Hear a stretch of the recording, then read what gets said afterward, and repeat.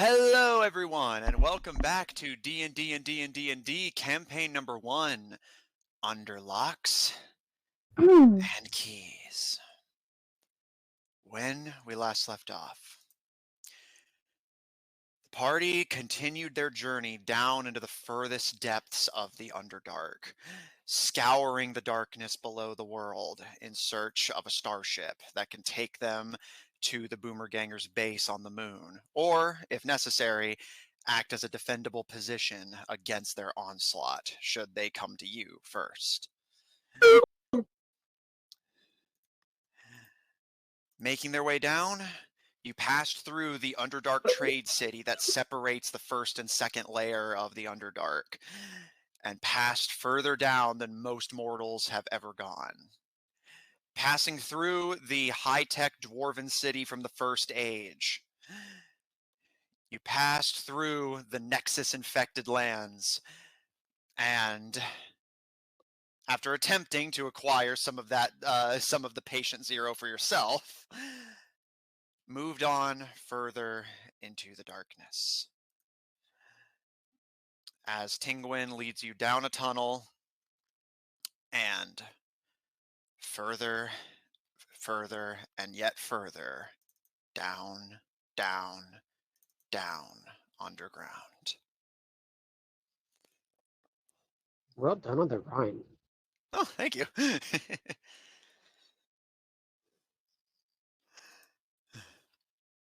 As you pass into the tunnels, there is a brief pause as there is a defensive gate, but as Tingwin flashes your golden bracelets, they allow you by with little trouble. And Asara, you can see both of the dwarves stationed at the gate are, whenever they're not actually actively guarding, are just staring at their tablets.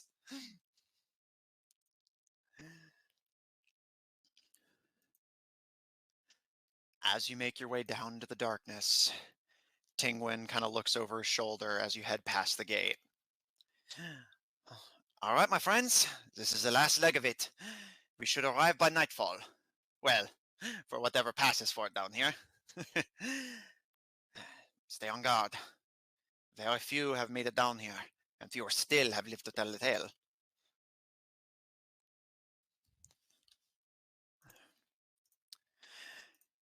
As he leads you down, is there anything you all would like to do during this final leg of the journey? No, just trying to get there so we can get these bracelets off. All right. Anything else? Okay. From me, Okay. Gucci good. In that case, you all make your way down into the darkness.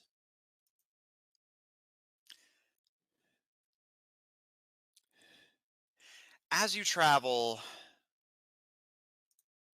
that crushing feeling of overwhelming pressure continues to build. Not so much that it's hurting you, but just that natural feeling of oppression. You feel trapped. It's a discomforting sensation. You do your best to shake off the feeling and continue onward.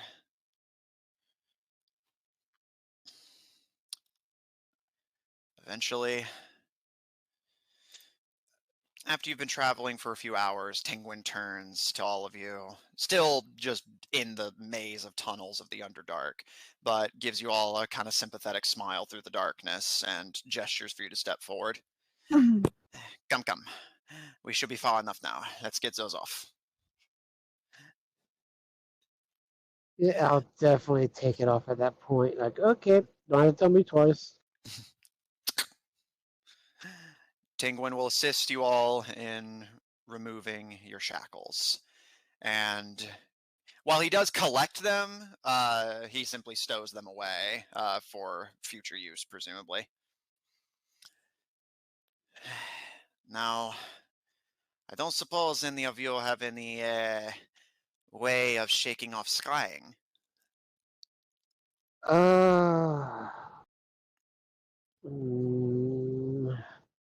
Let me check. As he starts to think. Do I like? Because I can scry. Do I know how to prevent it? Roll Arcana.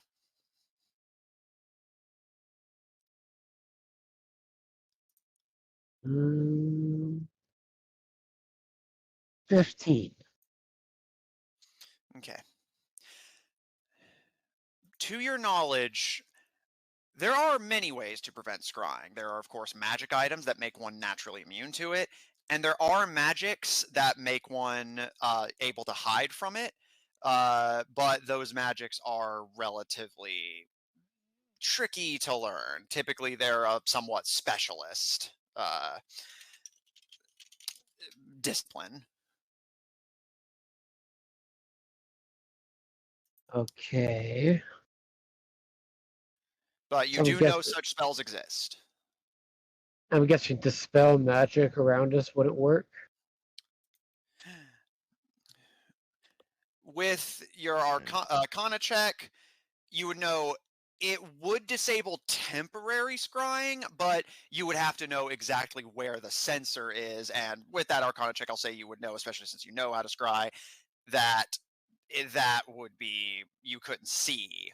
So basically, you would need to be able to see invisible objects and then cast dispel magic. But if you were capable of both of those, then sure. Yeah, which technically doesn't prevent it, it just stops it from happening.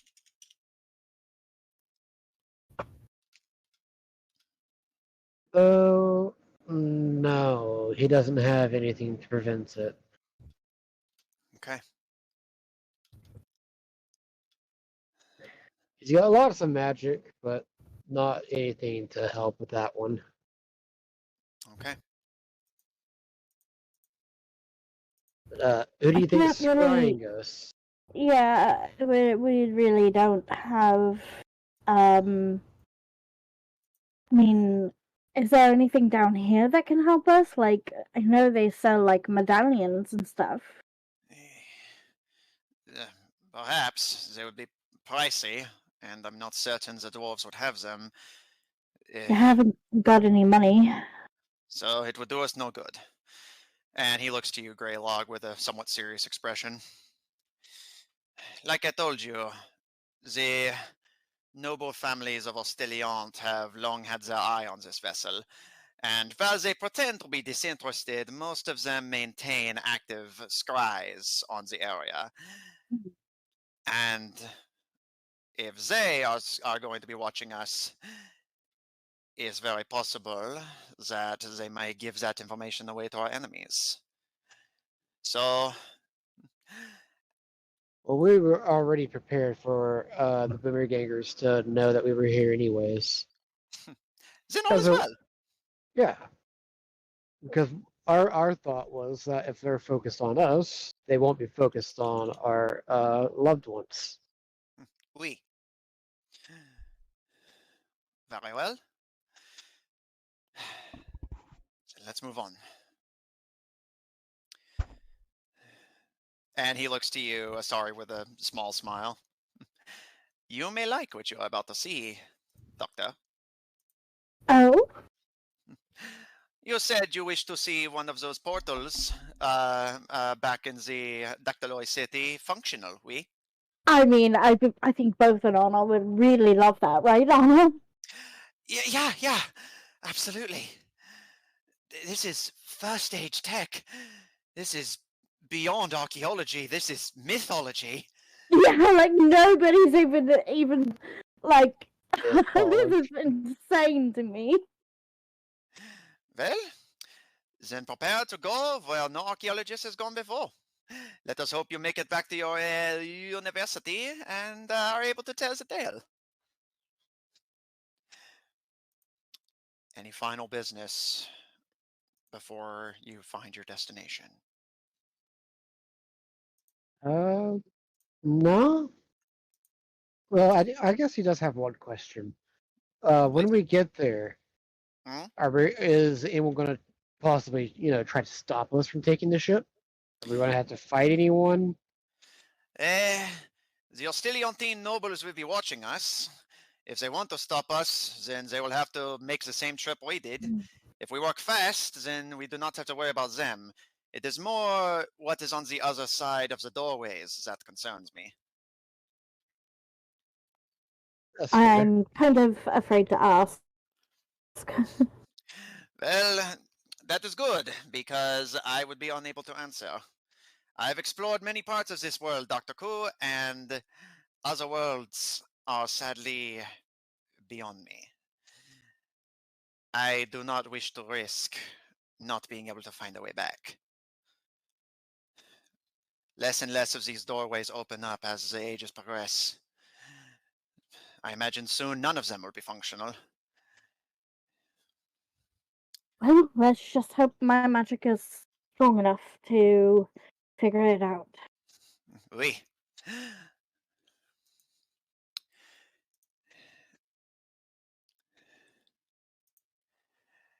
As he leads you downward,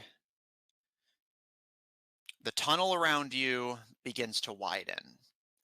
The walls around you begin to expand, and that claustrophobic feeling you get, while it doesn't go away, it begins to lessen a little bit as the hot, cramped tunnel air is quickly replaced by warm, but a lot more lukewarm air, going from a uncomfortable hot to a pleasant warmth, and the pressure going from crushing to more ambiently uncomfortable without being unbearable.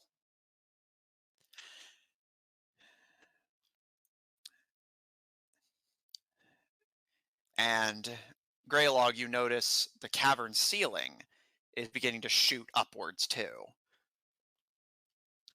Everything but the floor around you widening.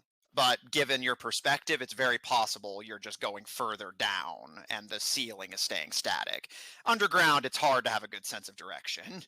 Either way, the result is the same. The area around you begins to widen, broaden, and expand. Tinguin says quietly, almost reverently, "Welcome, my friends, to the Scale Dragon Abyss, one of the deepest pits the Underdark has to offer. Go any further down, and even I can help you not." Hmm. The walls are rocky and thick, cloyed with thousands of years of built-upon pressure and sediment. Greylog looking up as the cavern ceiling begins to shoot beyond the range of your dark vision. You have no idea how big this cavern is, but it's definitely the biggest one you've seen so far. And Asari, you're the first one to notice it. Your dark vision makes your range of vision somewhat narrow, but you are slowly able to make out your surroundings. To your right, you see a staircase. Definitely man-made, or at least made with intent. Incredibly smooth cut, made out of a strange bronze-looking metal. It goes up, up, up, and out of the range of your dark vision.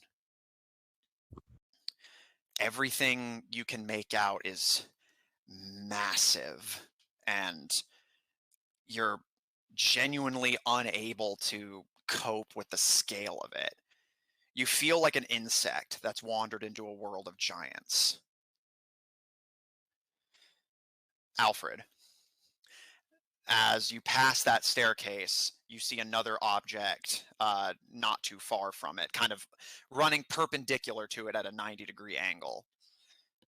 A large bronze object.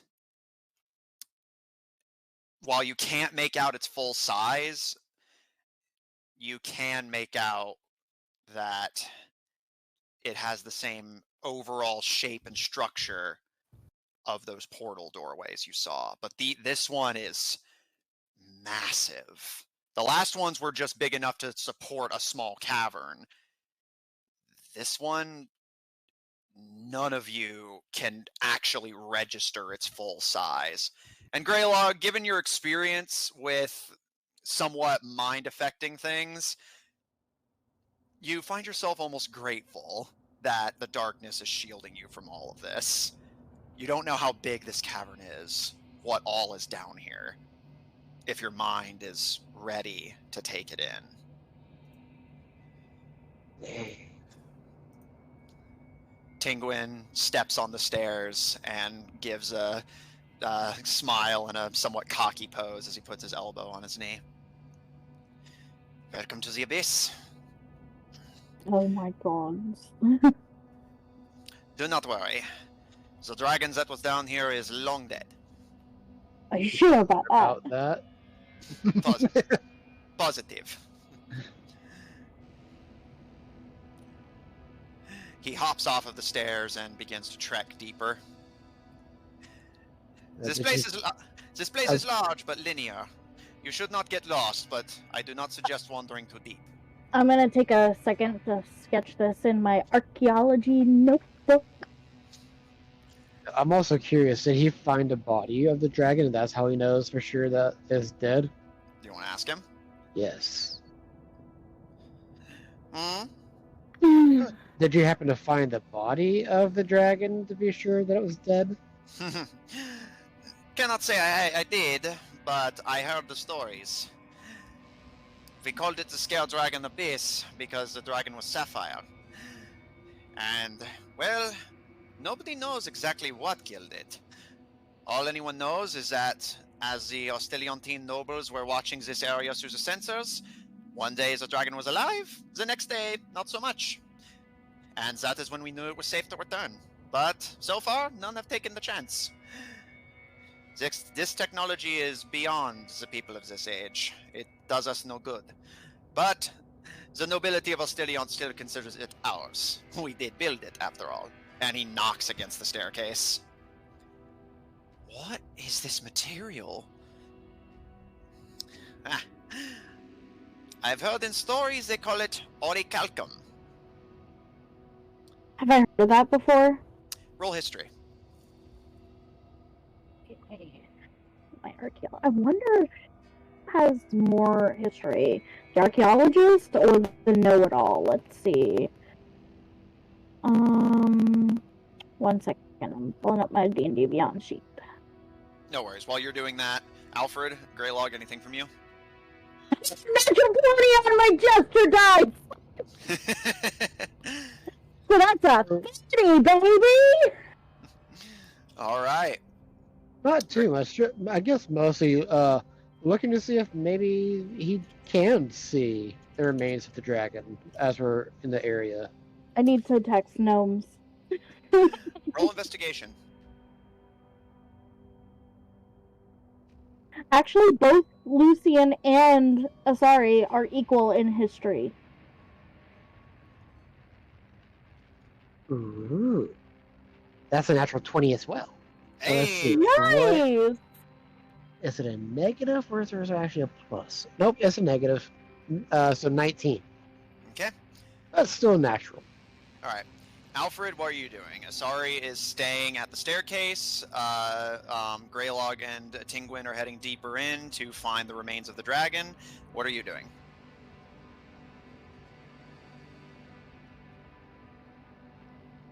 I didn't know Tingwin was going in too. You're heading deeper in, and he just told you don't wander off, so he wants to make sure you don't go too deep. Especially because, remember, he can see where he's going better than you can. You won't know something's there until it's like 60 feet in front of you at best.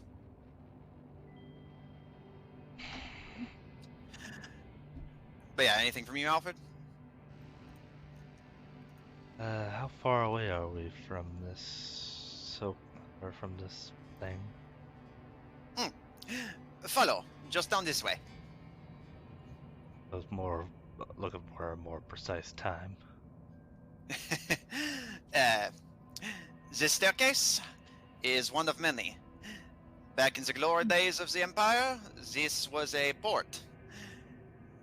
The last remaining mana block vessel should be about 3 docks down. And he gestures in the direction him and Greylog are walking.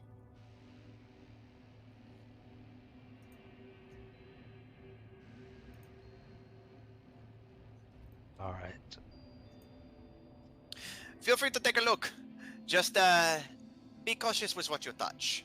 As I said, this technology is beyond us.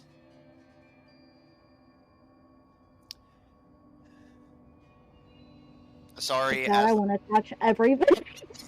Yes, probably. Sorry, you are familiar with orichalcum. Originally a alloy discovered in Atlantis, the same people who created the pistol. It was considered valuable for a variety of things. The Atlanteans used it for currency. You know that other empires of the First and Second Age used it for building material, as you can see with the staircase. Mhm. And you've even heard that some found a way to use it as a fuel source. It was this sort of almost miracle substance that could do a variety of things. It's stiff and hard to work with, but if you can get the hang of smithing it, it's one of the best metals in the world. But most of the ingots have been lost. And for the record, you are only getting this because of the natural 20.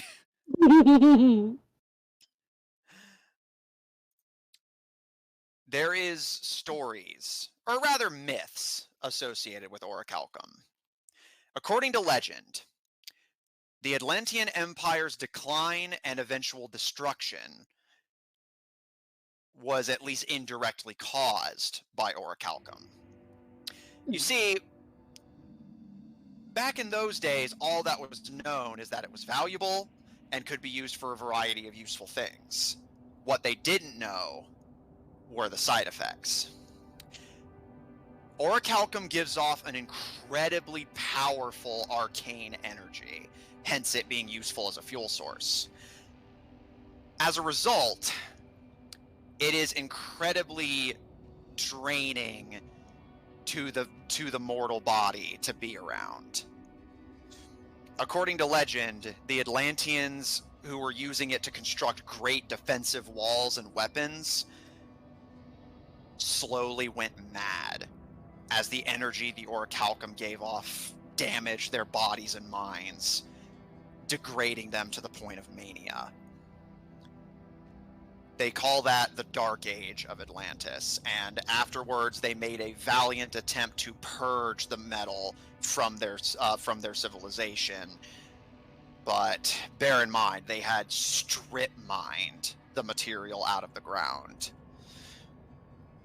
And in the end, as the pistol can tell you, it was futile.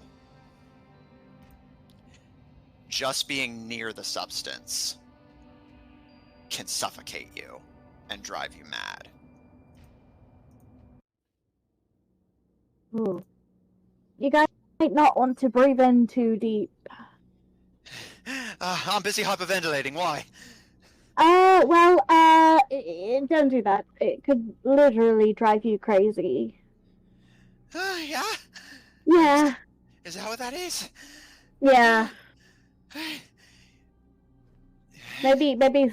I mean, I would tell you to photosynthesize, but there's no Where's sun. the sun? It's not here, darling. I'm gonna bring her closer to me, away from the orichalcum.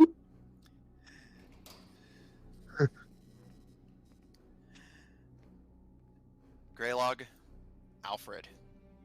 Dolores. What kind of name is Dolores? Sorry. Fucking sorry to all Doloreses out there, damn. Your name is valued and you are loved, I'm sorry. At least by your mothers. The disrespect, honestly. Sorry.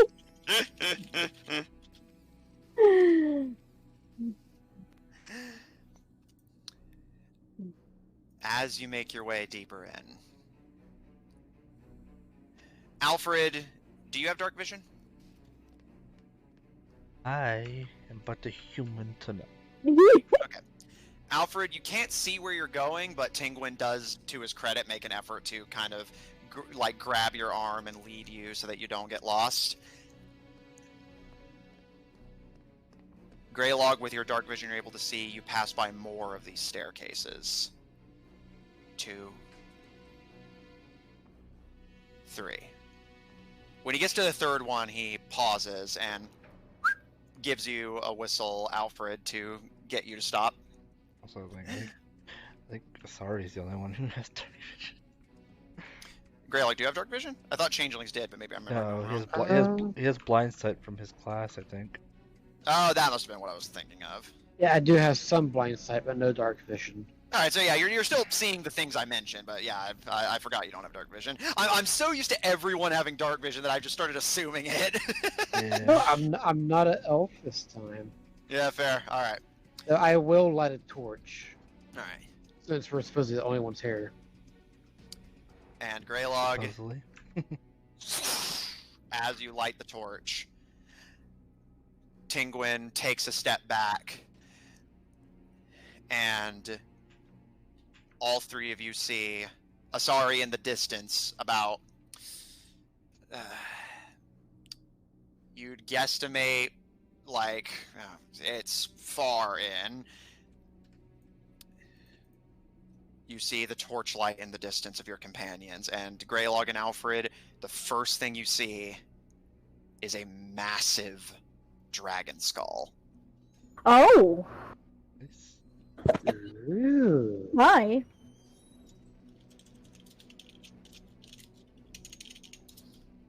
Because I've heard that usually with dragon courses, valuable stuff will be around it, like minerals and ores and stuff like that. Oui. I suspect that most of it has been taken, but its nest was up the stairs there. And he gestures up the orichalcum stairwell. If you wish to loot, go nuts. I will escort your friend to the vessel.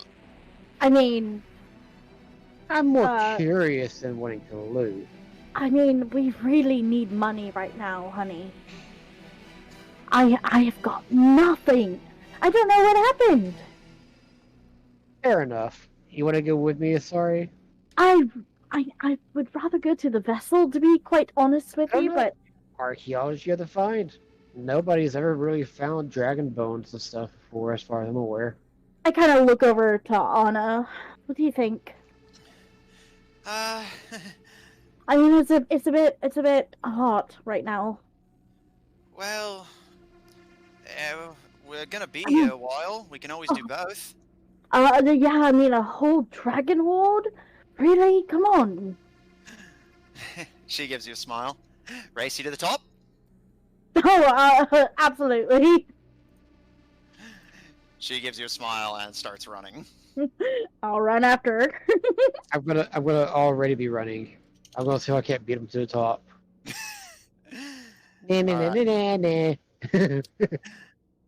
Alfred, Mhm. Tingwin watches your companions go up, following the torchlight with a grin before putting a hand on your shoulder once your vision fades.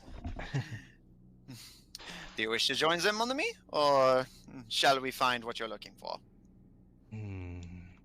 I'm not really interested in this horde thing, so I guess we can continue onward. But I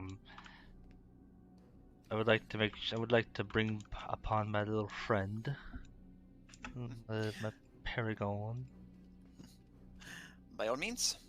and then my Praeton. And I will tell my Praeton to look after them, and I don't know if they have a. I think they have a psychic link. I believe so, yeah. Greater Feinstein. Yeah, from 1 mile. As long as they don't or aren't over a mile, then if you can, I mean, protect them, but if you can, let me know if anything happens. I would tell them to essentially go with them. Yeah, the Periton gives you a bow before flying up to follow after your companions. And Tingwin leads you deeper into the darkness. Greylog, Asari, for fun, make an athletics check. Okay. I'm not very good at it. Stair climbing. Oh, I'm not very good at it Athletic. either, so I got a +2. I have a +0, sweetheart. Oh, that's cocked. Hang on. Let me move my mouse pad. Like the one who can handle it the most is. 12. Okay? 13. Okay. Alfred, sorry, Greylog. Greylog, as you start taking off up the stairs to beat them up and mocking them, Anna tears past you. Yeah! She rolled high. Yeah. Asari, All playful mocking, just so you're aware. Yeah. and Asari, you struggle to keep pace with Greylog. You are a lot of things, an athlete is not one of them. Yeah, definitely not an athlete. Especially when the metal you're climbing is literally sucking the air from your lungs. Yeah, like the stairs are made of orichalcum. I heard that. Yeah. So isn't orichalcum, if it gets struck, doesn't it put off like a poisonous gas? Not when it's struck. It just does that by default.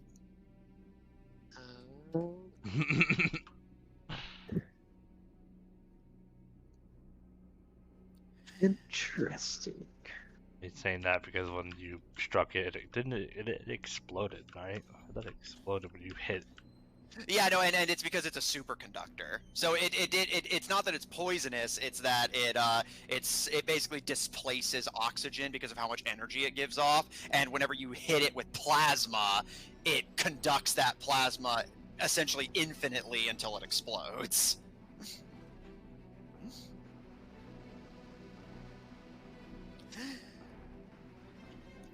As the two of you climb, Anna tearing ahead of you several flights at a time, Greylog... Atari's like, God, I hate cardio. And you're especially going to hate it here as Greylog, you follow the dragon skull and see this massive skeleton trailing up the stairwell.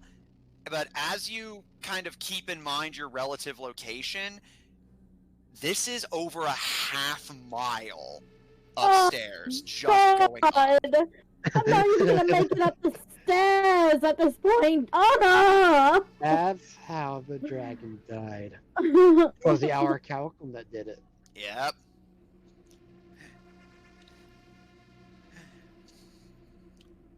Alfred in the distance, you can hear the echoing moans of Asari, and Tingwin kind of gives a chuckle. You're not able to see because of the darkness. These stairways are miles high. And the portals even larger.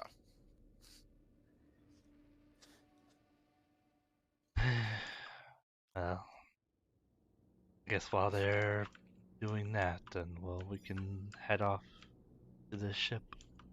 Oui, we're here. Port number 4. He gives a sigh as he reaches into his bag and lights a torch of his own to provide you illumination, giving you a smile beneath the light.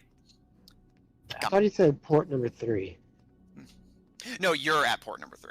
Yeah, you're at port number 2. So yeah, port number 3. You're right.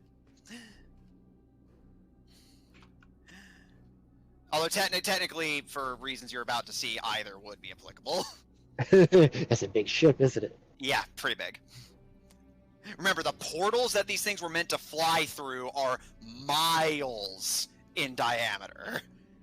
These things are fucking huge. You are in the deepest pits of the Underdark in this massive Marianas Trench-ass area in the remains of what was once an interstellar empire. And the most advanced thing you guys have seen, other than the Boomergangers shit, is like an airship. Well, that's more or less what we're getting. Yeah, just, well, what is a spaceship but an airship that's ambitious? It's true. So basically, we're at the ship now. Yeah, you're gonna have to do the same climb that Asari's doing, but you're about to be. Oh.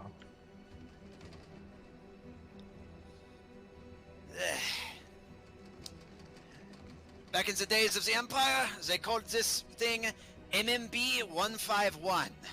One of 151 vessels that were meant to help our people escape the end of the Second Age. Unfortunately, the other 150 were lost to the stars. 151 was the only ones that made it back.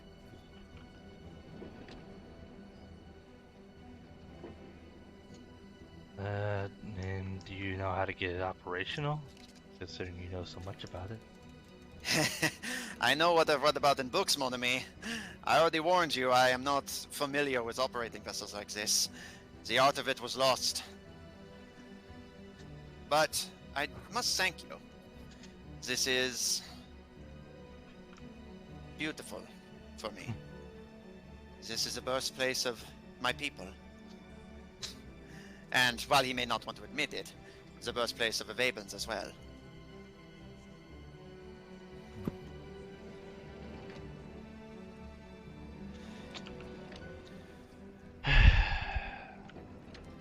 And yes, how do we get? Do you know how to at least how to get inside? If there's a ship, there must be a door. And he hops up onto the stairs and gives you a grin. Ready to climb? All right. And being that this is a big boy, I would like to turn on my armor. I would like to use my armor. You know, once a week I activate it. It will glow for 4 hours with the lantern light, but in 90 feet around the wearer. All right.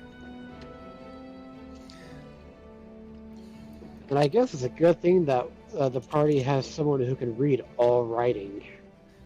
It was definitely come in handy. Mm-hmm. Definitely would come in handy if they were there. Oh, they're not far. Yeah, they're only literally miles away.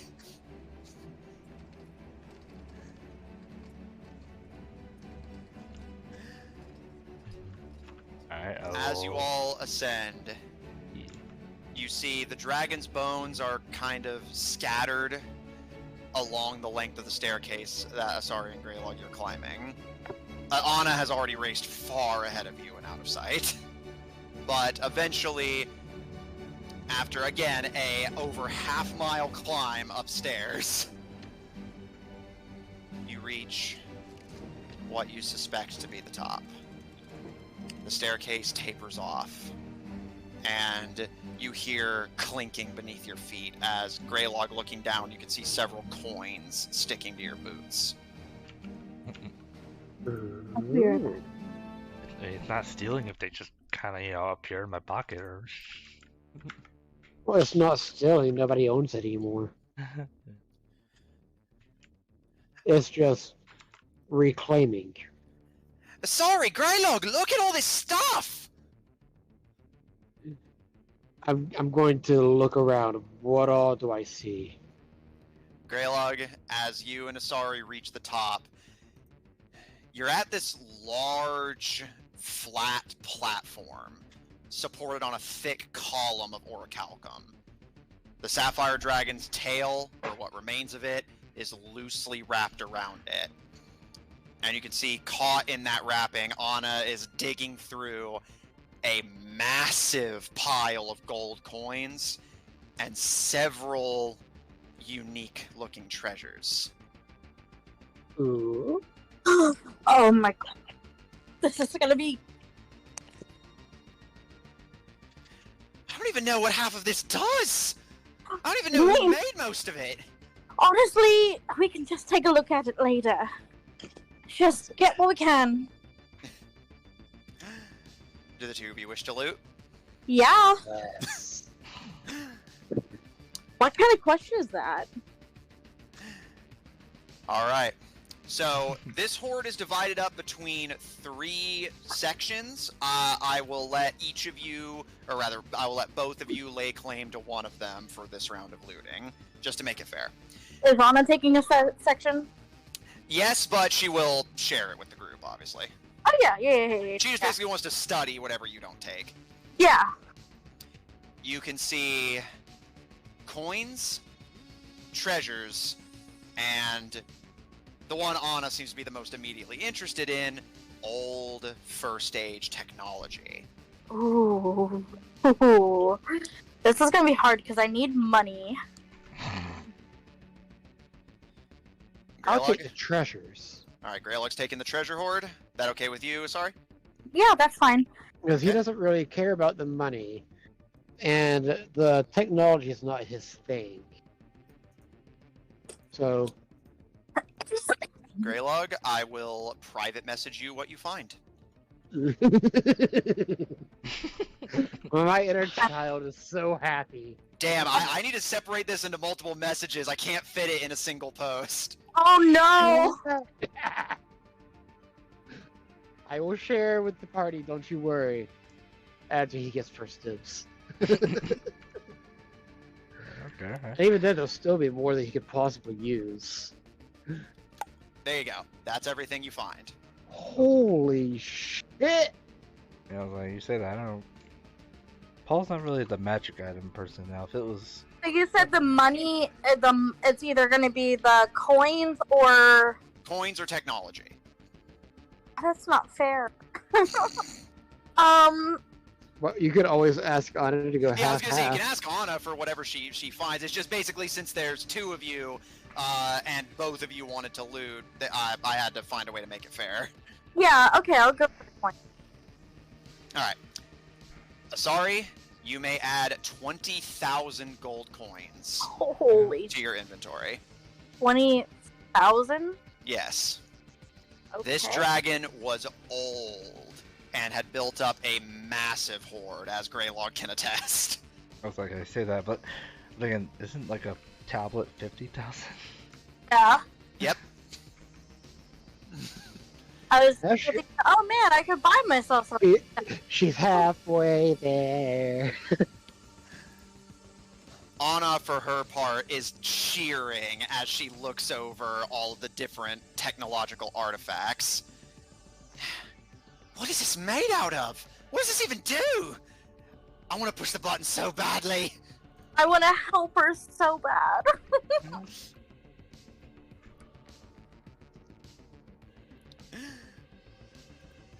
As she begins to study the artifacts, Alfred.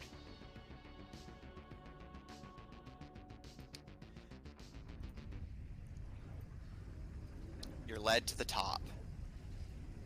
Again, similar to the others, it's a half mile of just going up, up, up.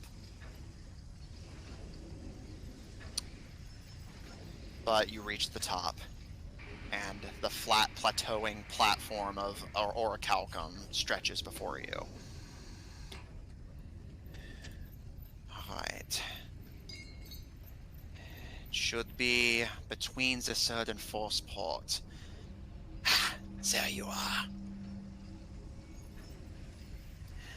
He smiles to you, Alfred, and waves his torch for you to follow him. And he will show you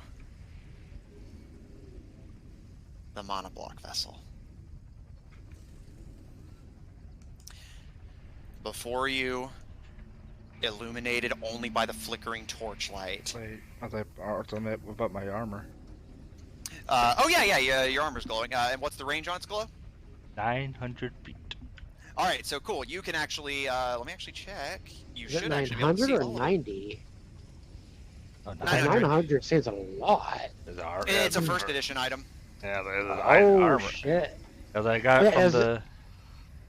Oh, yeah, the pirate ship. The Yeah, one but- that Greylog snuck around in to bring to you. Yeah. Mhm.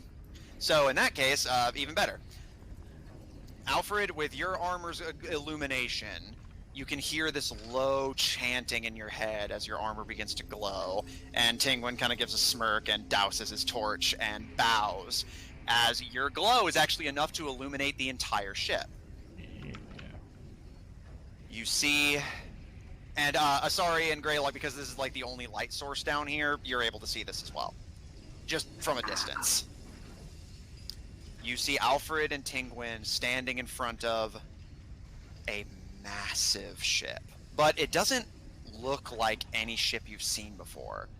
Unlike airships, which, you know, still fundamentally look like ships, you see a massive 300 feet long and 50 feet wide metallic butterfly. The wings, Alfred, you can see are made out of an odd kind of blackish gold material, and you can see that the parts of it that are illuminated by your armor appear to be glowing. You can see that the ship is bloated and thick, and one of the wings is stretched to perch flat against the platform you're standing on.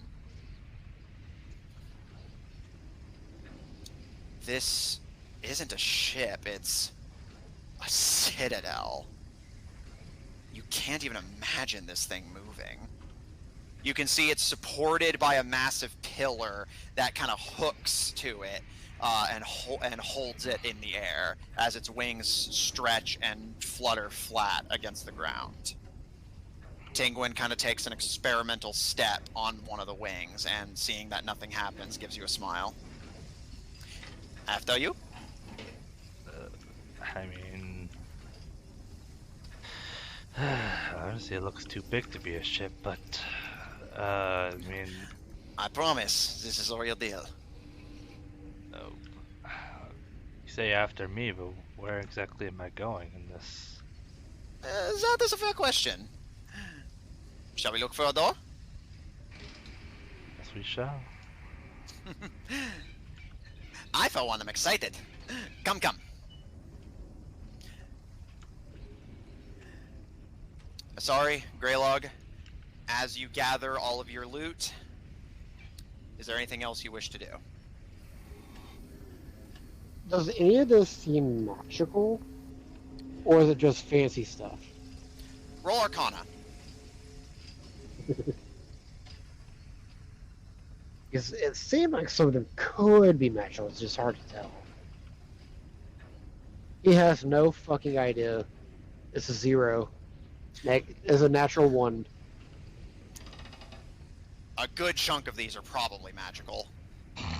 Although I will say, you notice, you're definitely certain that shield brooch made of ivory is definitely magical. Oh, what? There's only, like, why else would it be called a shield brooch? Yeah, obviously.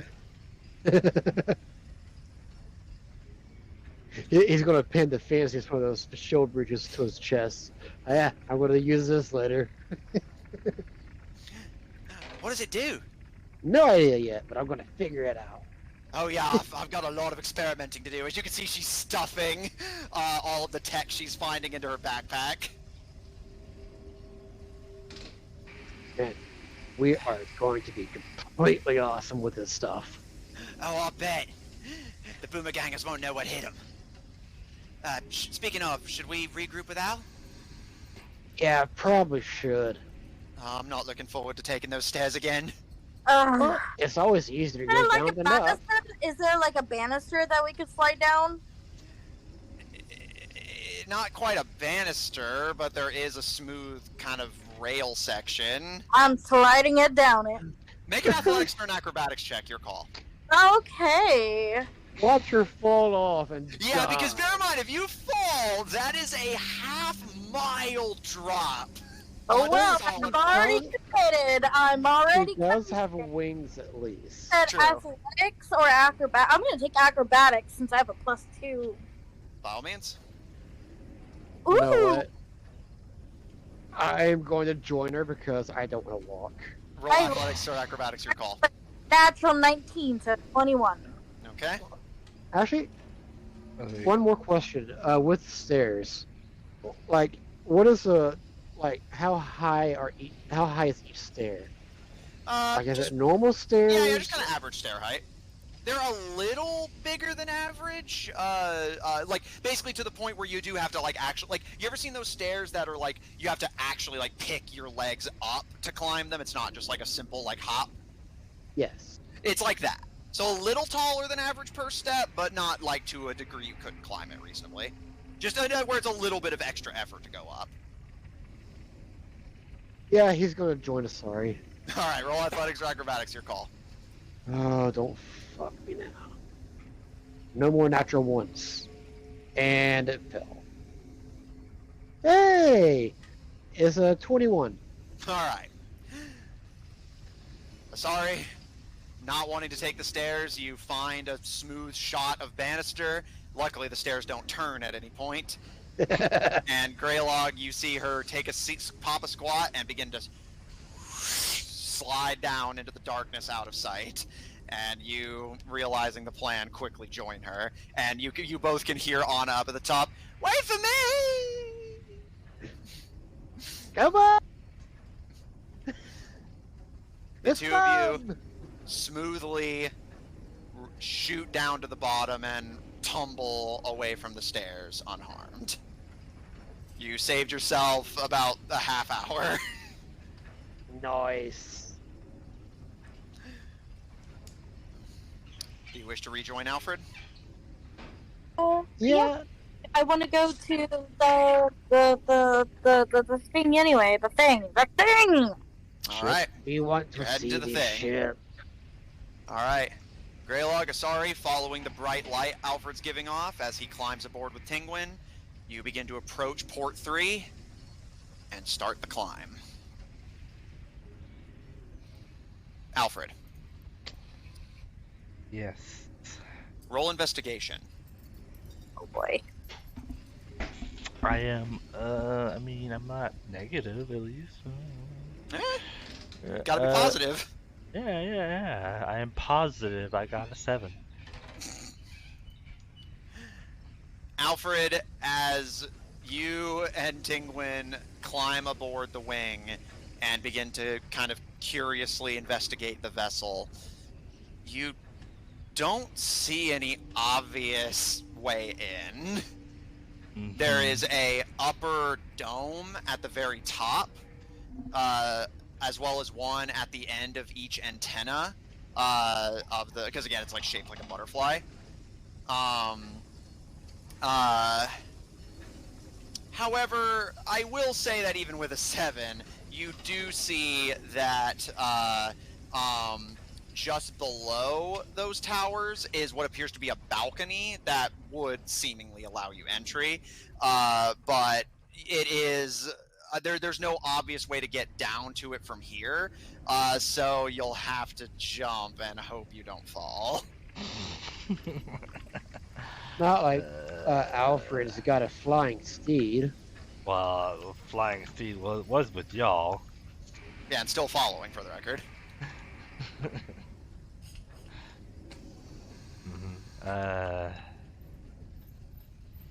And Alfred's not a big fan of heights. I'm curious to see if this would technically work.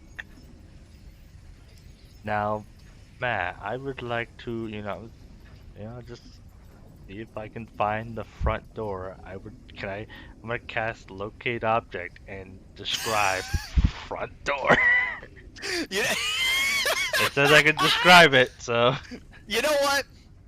Because it is the closest one to you, and I think that's funny as hell, I'll allow it. It's the closest door. Yeah.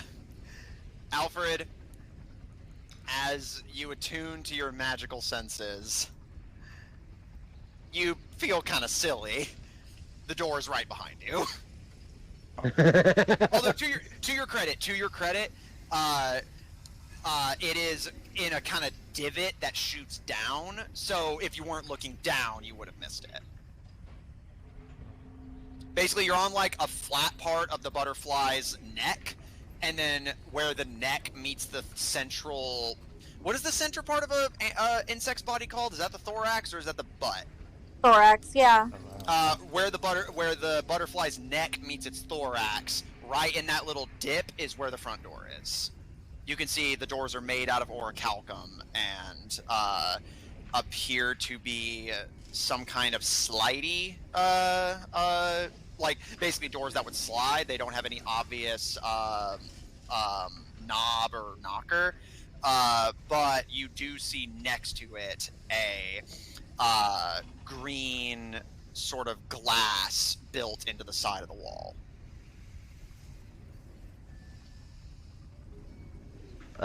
He'll kind of, I guess, he'll point it out where he sees the door and. Eh? Oh! Good eye, mon ami. My eyes aren't very sharp, but it seems safer than he kind of looks to the balcony. Other options. Oui. He descends into the thorax and kind of looks her over the door curiously. Any idea how it works?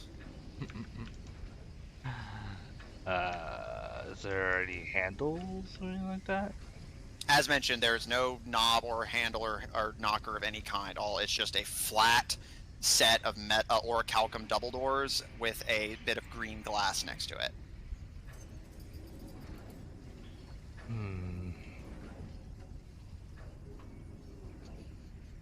I mean, this is more tech that you're more familiar with, so... Familiar is a strong word. But he does start to kind of poke around curiously, and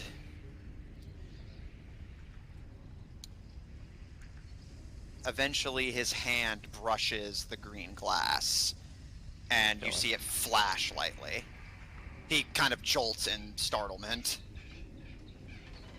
before looking to you, kind of shrugging and carefully pressing his hand against it.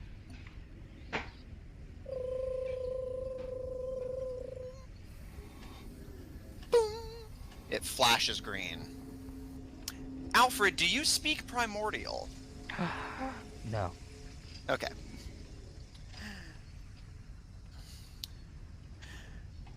Alfred, the door slides open, and you hear a somewhat garbled voice that appears distorted by age, talking in a language you don't understand, likely some ancient, forgotten form of Elvish. I know it. But you're a half mile away. Yeah.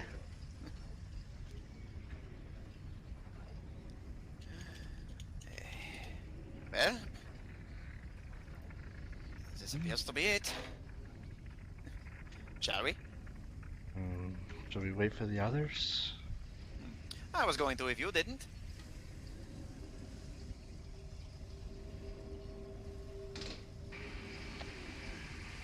I mean, I don't really understand all this stuff, and... Honestly, I'd be lying if I said I did. I've always heard the stories. Never seen them in person. My people have been searching for these things for so long. Even after the dragon's death, none wanted to be the first to make a move on it. That would have triggered so much infighting. We fight amongst ourselves enough as it is. So we just watched and waited. Speaking of, everyone back in the city already knows we're here. What they do with that information, we'll have to wait and see. Yeah. It doesn't seem like you have any there's not much we could do about it now anyway, so We. all we gotta do is make sure we get this up and running before too many people find out. Now that the nobility knows, word is going to spread. We may have just accidentally broken a centuries-old peace agreement. I mean, But- we're not really part of either groups, huh? I don't see. Perhaps, but put it this way. If you was M, and you knew that an outsider was about to take what your family believes is rightfully theirs, would you just simply sit by and wait for it to happen?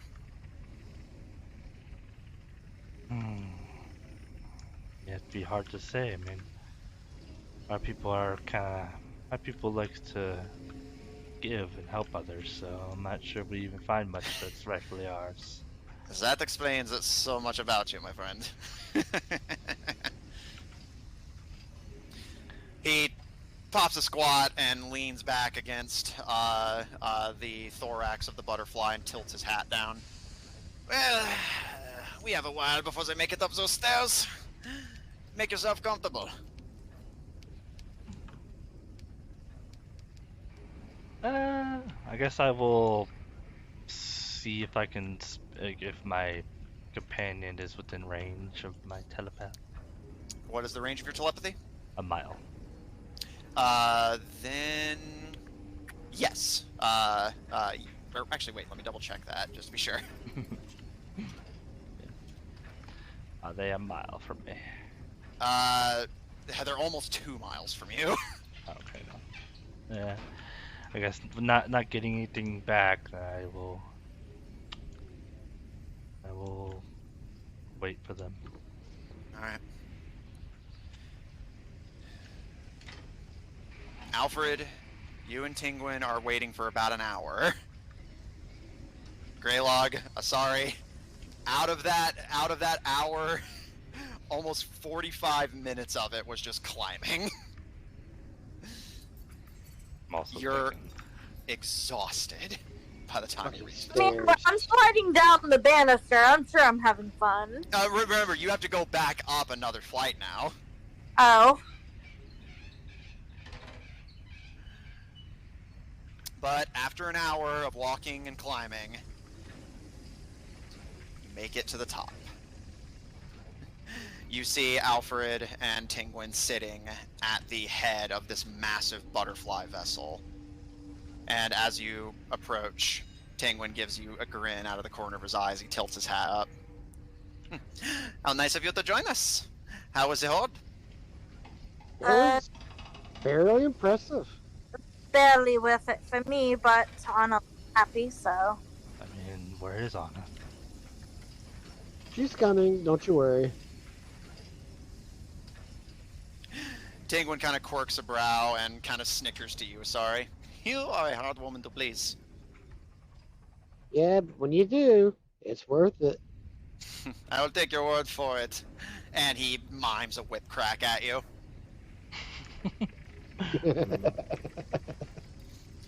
What can I know what I like? Well, your friend, he gestures to Alfred, was kind enough to find the door for us. Oh. And he gestures to the orichalcum doorway. Is it still open? Yes. Great, so we figured out how to open it. How do we shut it? He seems a little uncertain, but presses his hand against the glass again.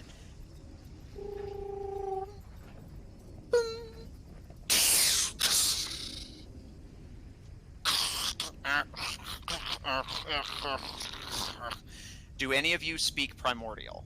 Yes. No. So, I speak many languages and know all writing. Greylog, you are able to understand this. The voice is distorted, but this is what you hear. Jewel of the fleet 151, 24 hours a day, automated crew, Oh. non-stop entertainment, autopilot charting a course, fine dining and all. No need to walk. Putting the star in space is the final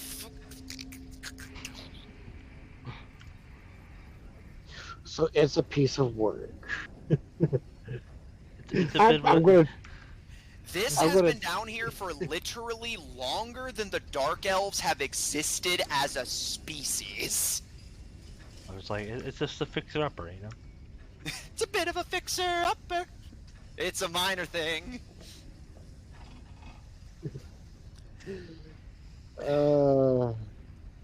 I will translate for them. Ah. That does line up with the stories I've heard. And he runs a hand over the door, again, almost reverently. And looking to the two of you, since you missed his first recounting of the tale, he gives a smile. These vessels were meant to be the salvation of my people once. The salvation of all elves. We knew the end of the Second Age was coming, and that it would be the death of our people. All of us had a different way we wanted to escape. For my kind, we looked above. 151 vessels. Enough to save us all and any who are willing to follow us. But this was the only ones that made it back. MMB 151.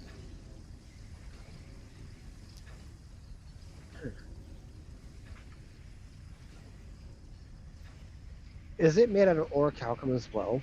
Yes, completely. So like this whole thing is the ship? Yes. Well, considering the thing is made out of orichalcum, it's no surprise that this is the only one that made it back. It literally killed them all. I mean, I want to wait for Anna to do the thing, but like,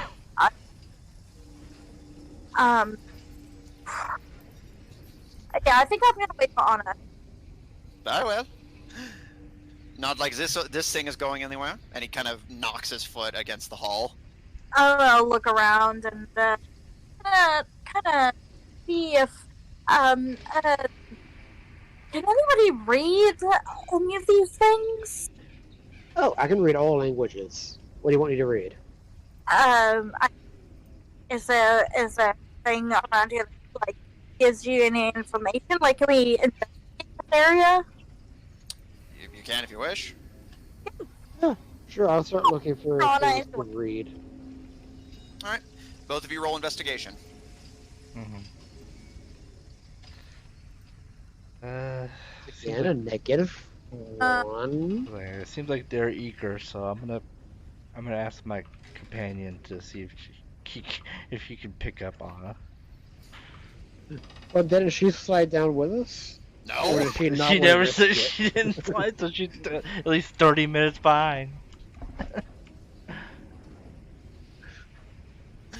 You're fucking crazy? She's not gonna slide down the goddamn banister. That's a half-mile drop if she fucks up. Yeah, and she's not an adventurer like us, so that might actually kill her. I kind of feel bad leaving her behind now. I thought she was following us on the banister. He just didn't check, yeah. Yeah. Well, by the time I could have looked back, I would have been way off. Yeah. Alfred, as you send the signal to your Periton, they give you a nod and fly down the staircase and out of sight. Asari, investigation? 15 plus 4. 19. Greylog investigation? 3. Yay! All right. I may not be able to find anything, but I can read it.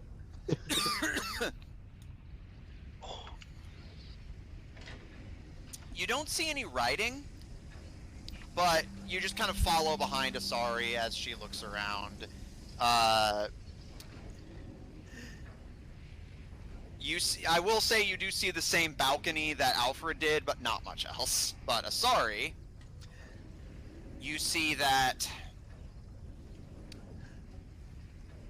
nestled on that balcony is what appears to be a ballista, and a very large one at that. Ooh. Weaponry. And you can see that the floor Alfred is currently standing on is made out of a thin sheen of... It's almost like glass, but it's weirdly discolored. You're not 100% sure what it is, but it's definitely a set of doors. You can see the line where they would fold inward, almost like cargo bays on a traditional ship. Okay.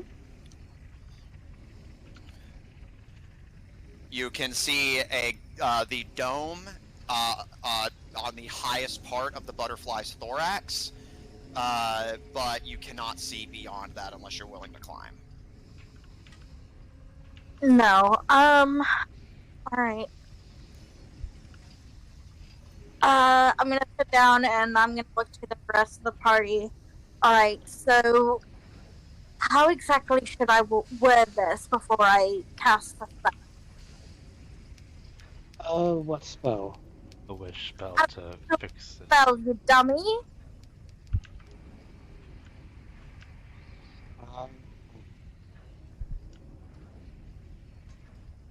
Well, why? Well, is it broken?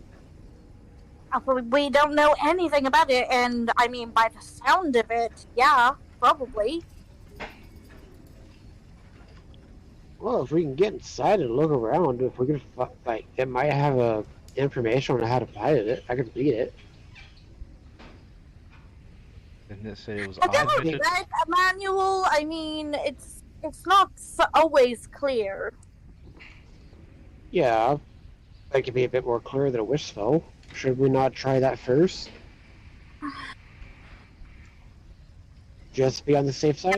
I simply wish to know everything about the vessel. What's it called again? Exactly. Oh, no. That's me. That's me trying to remember because I'm like, Something 151. But oh, I mean, they also people call it a mana block, but I'm gonna ask our tour guide. Do we know like the specific name of these vessels? This one was part of the MMB line. Mana block in design. As for its specific design name, he kind of gives a bit of a wince. I cannot say I know. Okay, but they all called mana blocks, right? Oui. Okay, so maybe I just wish, like, I wish I knew everything about mana blocks. I mean, He it's kinda vague. He kind of gives a bit of a shrug. What's a shot? Is it vague? It Probably. does sound a bit vague. Definitely vague. We've only got one shot at this until the next day. If I'm not mistaken. I don't know how does wish spell work again. Yeah, I would have to probably rest that day. It's gonna put me out for a moment. So if we can find directions on how to use this, you can always use the wish spell to fully understand the directions. I wish. How about this one? I fully understand how to operate and fix the mana block. That is directly in front of us. Well, Oh, any God, really. I who mean, are knows they if all they're the same? different, though. I'm gonna ask our guide. Are they all the same? No. I have heard stories. This one is clearly a beautiful butterfly, but I have heard stories of other designs. Dragons, fish, dragonflies. I'm a beautiful butterfly. You to fly. Okay. So I wish I fully understand this vessel's. Ah, fuck. Like write down something. Give me a minute. No worries. I'll say in the meantime, after about 7 or so minutes, you hear in the distance, watch it! Before Alfred, after another few minutes, your mount returns with Anna clinging to its back in fright. And as she slowly disembarks, she glares at Asari and Greylog. You so two sorry. villains! I thought you were going down the banister with us. Are you insane? Yes. To be fair, it was really fun. Bet it was. She runs a hand through her petals and kind of awkwardly pets the Periton. Thank you. She looks to you, Alfred. Does it have a name? I think it's ever given me a name. No, not directly. He kind of thinks upon this, like, I mean, he's never really told me a name, so I guess I know I'm gonna look towards them, like, do you wish to be called something? They kind of tilt their head low and give a in thought before their head kind of lightly picks up and they tilt their antlered head. The name I can remember. Call me. They think for a long moment before kind of giving a nod. Nalu. Call me Nalu. I'll tell her that. Nalu. Thank you. Just, try to watch where you stick in the horns next time, alright? Yeah. Well, I'm exhausted. And she sits down crisscross and looks up at the rest of you. What have you found so far? We Well, found an entrance. Oh, well, what are we standing around for? well, I'm trying to figure out exactly what I'm making my. Yeah, she's trying to see You're- if she you're can bri- you're- wish. Seems as though she's going to wish all the knowledge, at least try I just to. need to find the exact wording. Alright, well, while you're thinking on that, she looks to Alfred and Greylog. You guys want to take a look inside? It's safe, right, Mr. Tingwin? Oui. Nobody has been down here since the dragon's death. Other than your ganging friends. They've been down here. I know that they have a way down here. I think it would be foolish to suspect they have not used it. Fair enough. Sorry, I was wondering, instead of trying to understand the mana block, why don't you, because you can only really have one effect, why don't you have it become fully functional? Back to its prime. I could do that, but we would still have no idea how to operate it. Yes, but we could take a day to study it and look over it and see if we can't find information on it. Yeah, If not, I can just wish it again. I thought we were planning to set up camp here for a while. We'll be down here for a few days at least. We have time. Exactly. So I'm just trying to figure out the right words. I wish that this, and I'm like point at the mana block. At the butterfly style mana block vessel is fully repaired and functional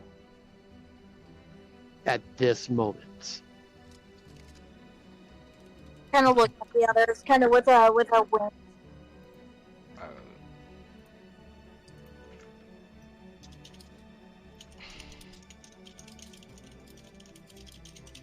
Sounds like the best option to me, at least.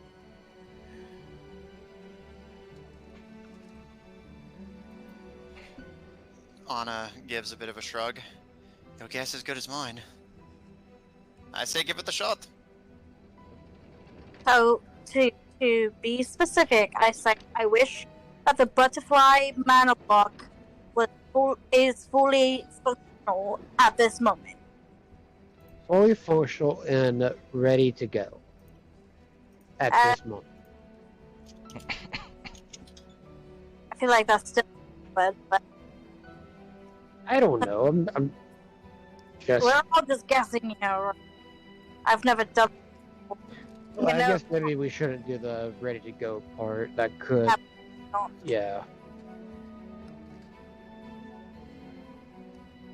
Well, fully functional, yes. And at this moment. That way it doesn't, shoot it back into time or, make us wait years while we repair it by hand.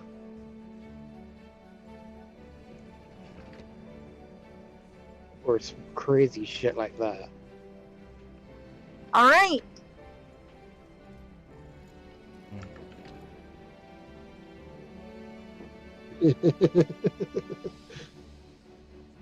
Oh boy. What's that for, Alfred? I mean, that was an Alfred. That was an Alfred thing. Alfred's just like, alright, yeah, okay. I have no idea all this stuff, but I'm just thinking out of character, like, man, like, this is kind of like a monkey's paw thing, like, or it could be a monkey's paw thing. So it's like anything you say. Well, you can trust me. When it comes to wishes, no. Alright, let's go! Gonna do When have it! I ever screwed you over with wishes? Name one time. Yeah, looking at Gil. Well, Who's Gil? Well, yeah, who is Gil? What? Yeah. You named your character What's-His. I don't see how that's my fault. Alright, Matthew, I am ready to make my wish. Alright. I'm terrified. Oh, I hope I As you can. should be. No, it probably should. Make your wish. I wish that the butterfly-styled mana block is fully functional at this very moment.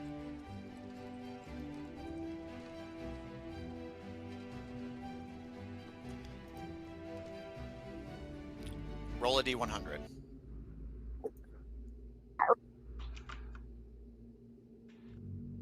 You've already wished it, so I'm just thinking, what if it breaks a moment after?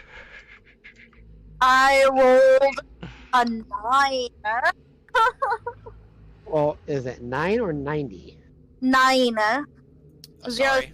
9. There's a little known thing about the wish spell. The stress of casting this spell to produce any effect other than duplicating another spell weakens you.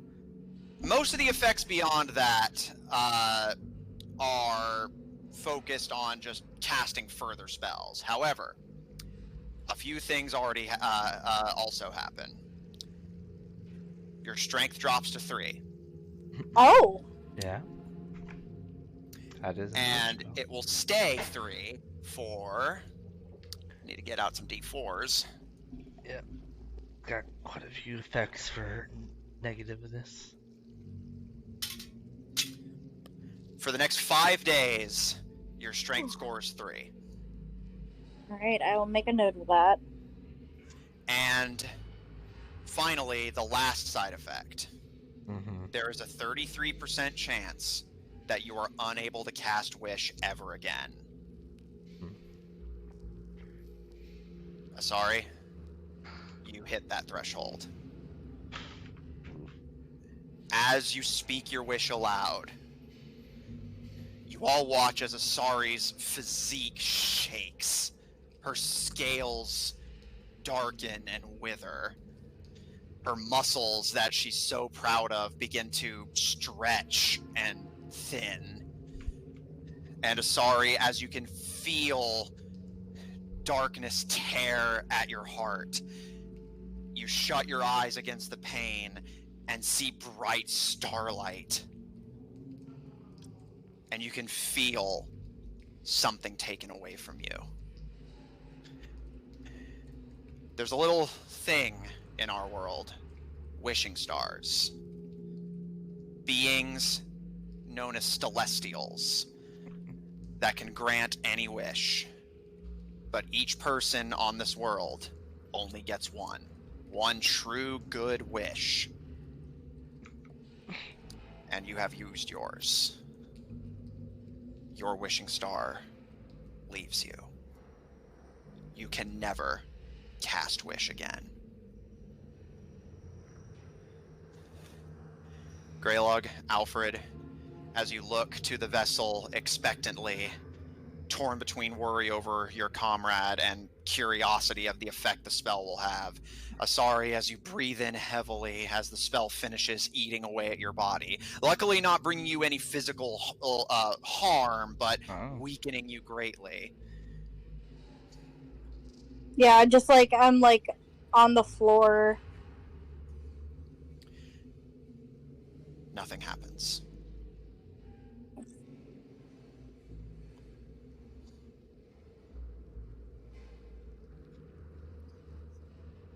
Nothing I'm just gonna start happened? crying. Like, this is the first time you've ever seen her cry. Ever. Yeah, Greylog, as you look at every angle of the ship you can see, nothing's changed. Well, nothing physically has been changed. And as Asari begins to sob, Anna dips down on her knees to pull her into a hug and looks between her and the ship in confusion. I don't understand. You know what? It could have still something could have changed. The outward didn't maybe wasn't damaged. I'll put my hand on the panel to see if it does anything.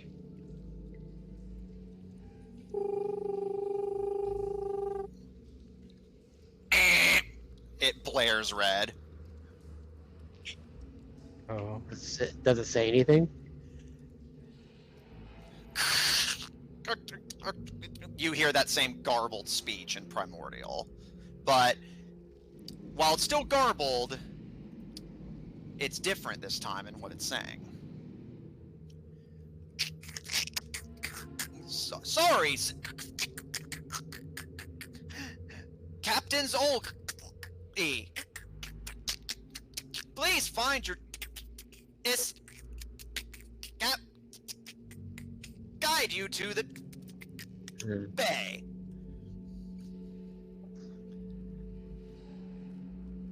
So it's still not working properly. Well, even though the voice part's not working, that doesn't mean that's still not repaired.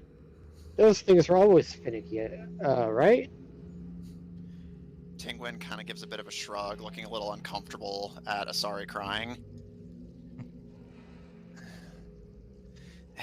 That's enough of this. He places his hand against the scanner. Well, yeah. I'm going in. Agreed. Come on, Asari. We need to get inside at least.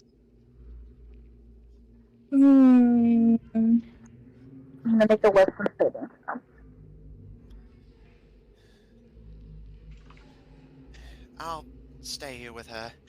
You guys go ahead. I'm natural 20, so I'm alright. Kind of take a very deep breath. I'm gonna regret that later. No. It's just. No. I don't have time for this. Just stay close, okay? Fine. Alfred, you mind taking the lead? That's fine. Thank you. Alfred, you and Tinguin lead the way inside.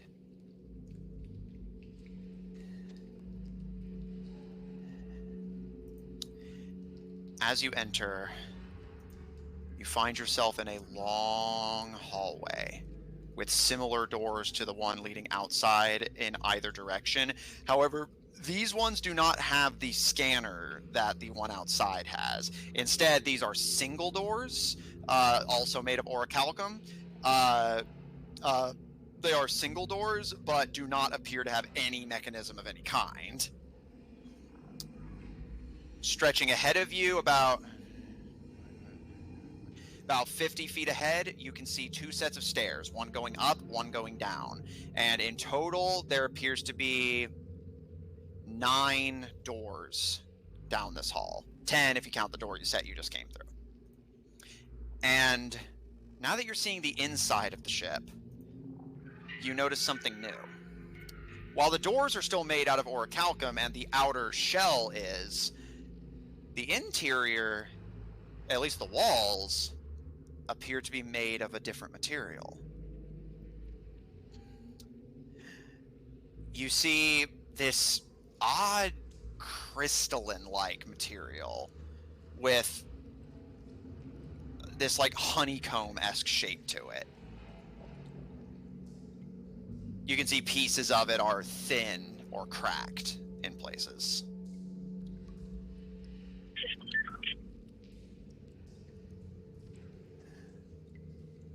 What do you wish to do?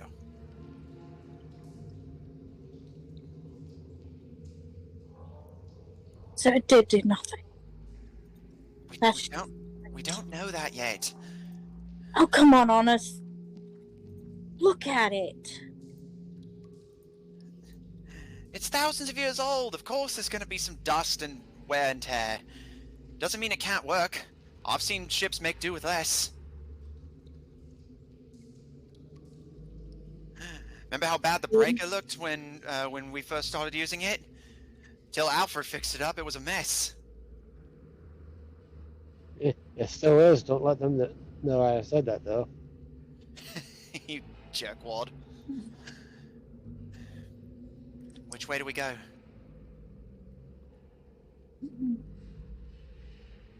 You know what? Can I try standing in front of one of the doors and see what happens? Greylog, the moment you do so, once you stand directly in front of it, it opens automatically. Hey, the door's open. Ah, well, that's progress. Sorry, it doesn't look convinced. What do I see inside of the room of the door that just opened? Peeking inside curiously,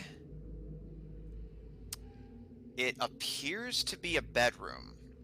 You see a small metallic bed, a small shelf acting as a nightstand, and a small bathroom, presumably shooting off of it.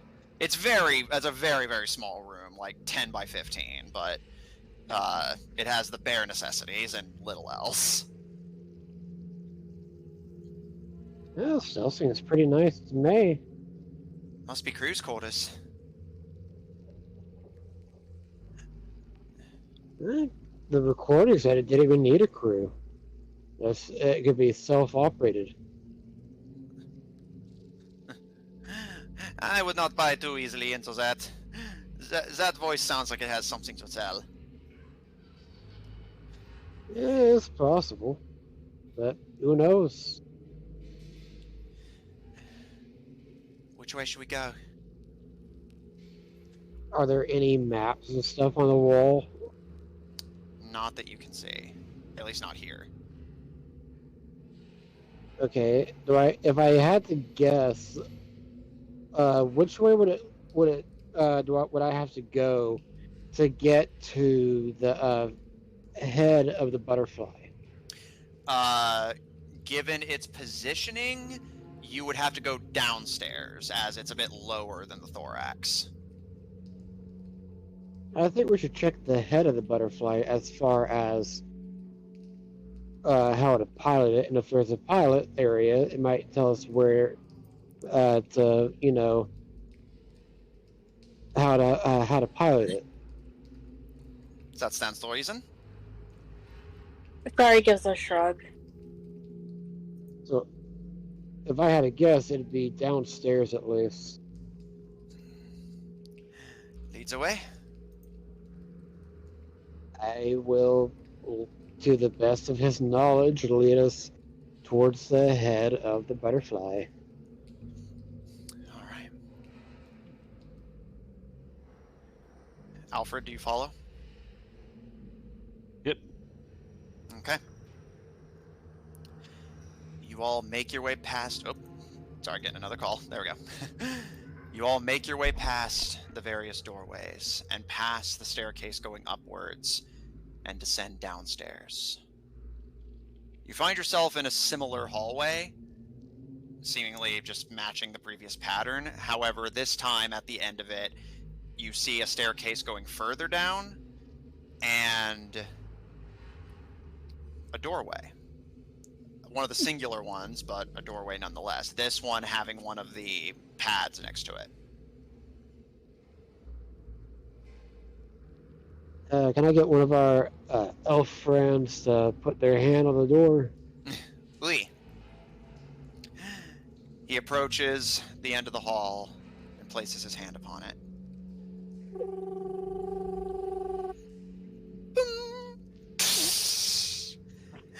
And you hear the primordial voice.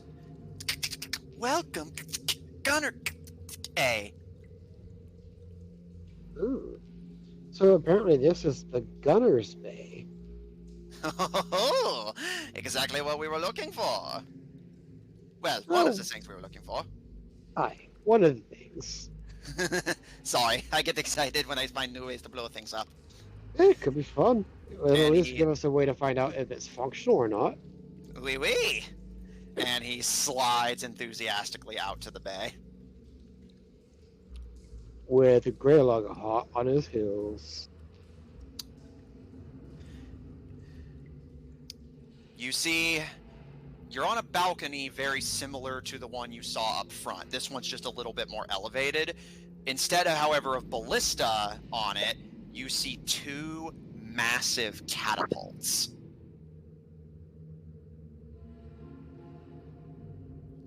A little primitive. What would you suggest they make instead? I don't know. Well, supposed how to do you be expect them to? It's supposed to be high-tech technology, and it's a catapult. I mean, when you think about it, it's rather robust. Is there really any more complicated way you need to kill something than by throwing a big rock at it? I can think of plenty of ways. That, my friend, is somebody who overthinks. And he goes to touch one of the catapults, but Anna kind of barks, "Don't! We don't know if the touch activated or something. You're gonna blow a hole in the wall, or worse, the ship." That's fair. Do I see any writing nearby?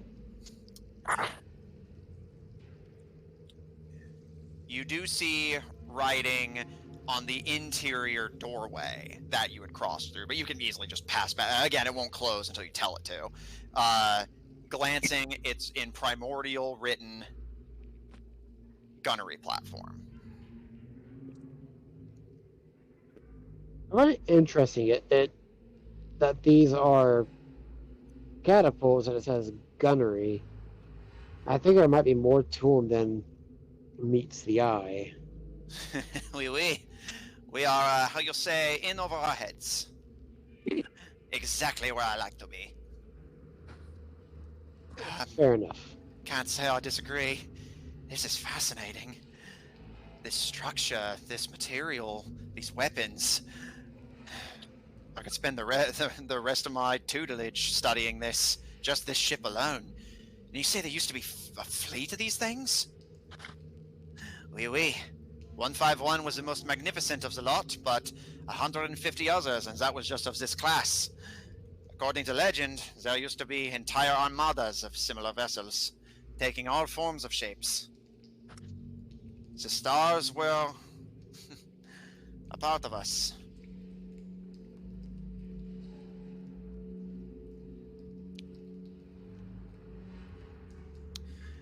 But I do not think these weapons will do us much good until we know how to use them, and until we figure out how to turn them on. You said you suspect that our target may be the head? That would be my theory. Then shall we? Aye, aye.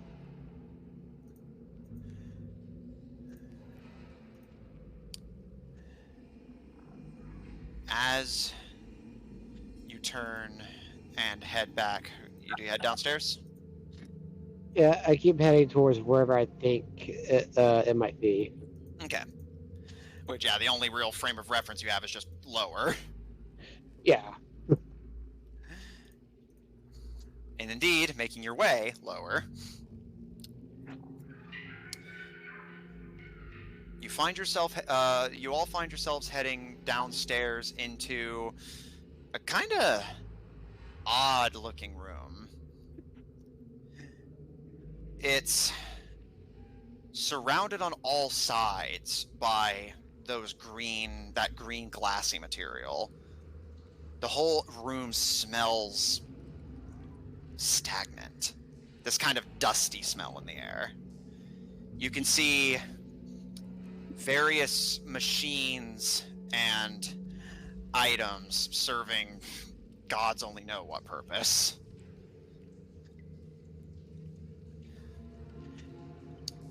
Greylog, at the base of the staircase, before you start going down, you can see this is labeled in Primordial Auxiliary Bridge. This might be it. It's called an auxiliary bridge. Auxiliary. That means extra. So we're on the right track, but this might not be the correct one.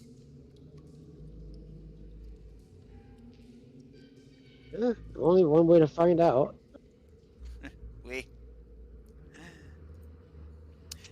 You can see there is no way forward. However, you do notice that there is a chute built into the back wall, like against this, like essentially under and kind of nestled under the stairway. There's a chute that's circular and goes down into darkness. You can see Greylog in Primordial is labeled Jettison.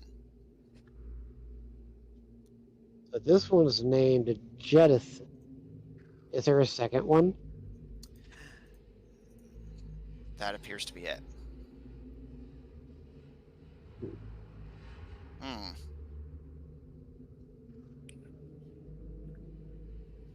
Any idea what that means? I've got no idea what a jettison is. No. Yeah, I've never heard a word like that. Does it translate to anything? Not that I know of. Must be some old first age word. Or second age, maybe?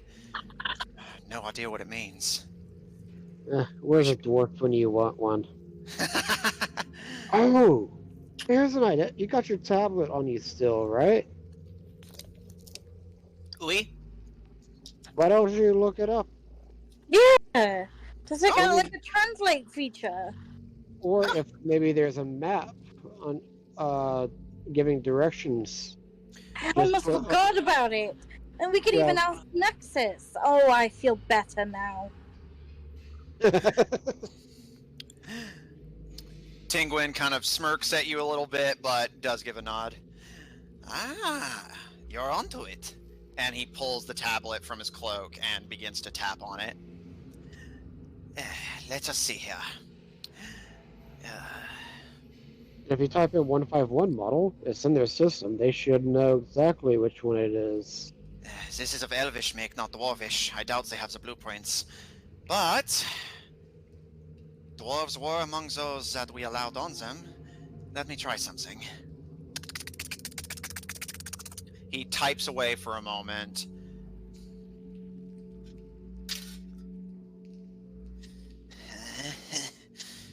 Come on. Must Okay, be hang on. somewhere. I'm checking one of my spells real quick before you come up with anything on his end. By all means. Guidance. D4. All right. There they are. Oh, nice, 4. I'll be looking over his shoulder since I can read it. Like, is it like, and just like going through it with him in case he misses something. All right. In that case, I'll give him advantage because you're helping. Nice. You can see. Wait, do you read Dwarvish? I can read any language. Yeah, you can read it. You can see he has typed in Elvish butterfly ship. And after a bit of scrolling, you all hear Tingwin give a laugh to himself. Ha ha! There you are. And you can see he has indeed found a guide on navigating it. Oh, thank the gods. See, I have great ideas sometimes. I could kiss you right now. That's your doom on me. Yeah, I'm gonna go over it because sorry. Okay, I'll cash that in. All right, I'll kiss him.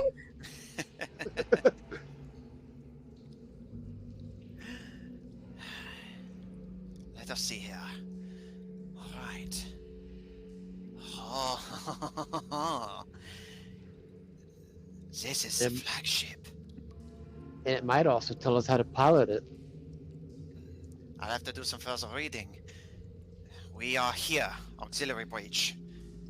Down there is Jettison Bay. And what is Jettison Bay? Does it tell you? He scrolls through kind of curiously. After a moment, you can see he kind of visibly pales and looks to Alfred and Asari. It is a good thing that we did not go down that tube. Oh, really?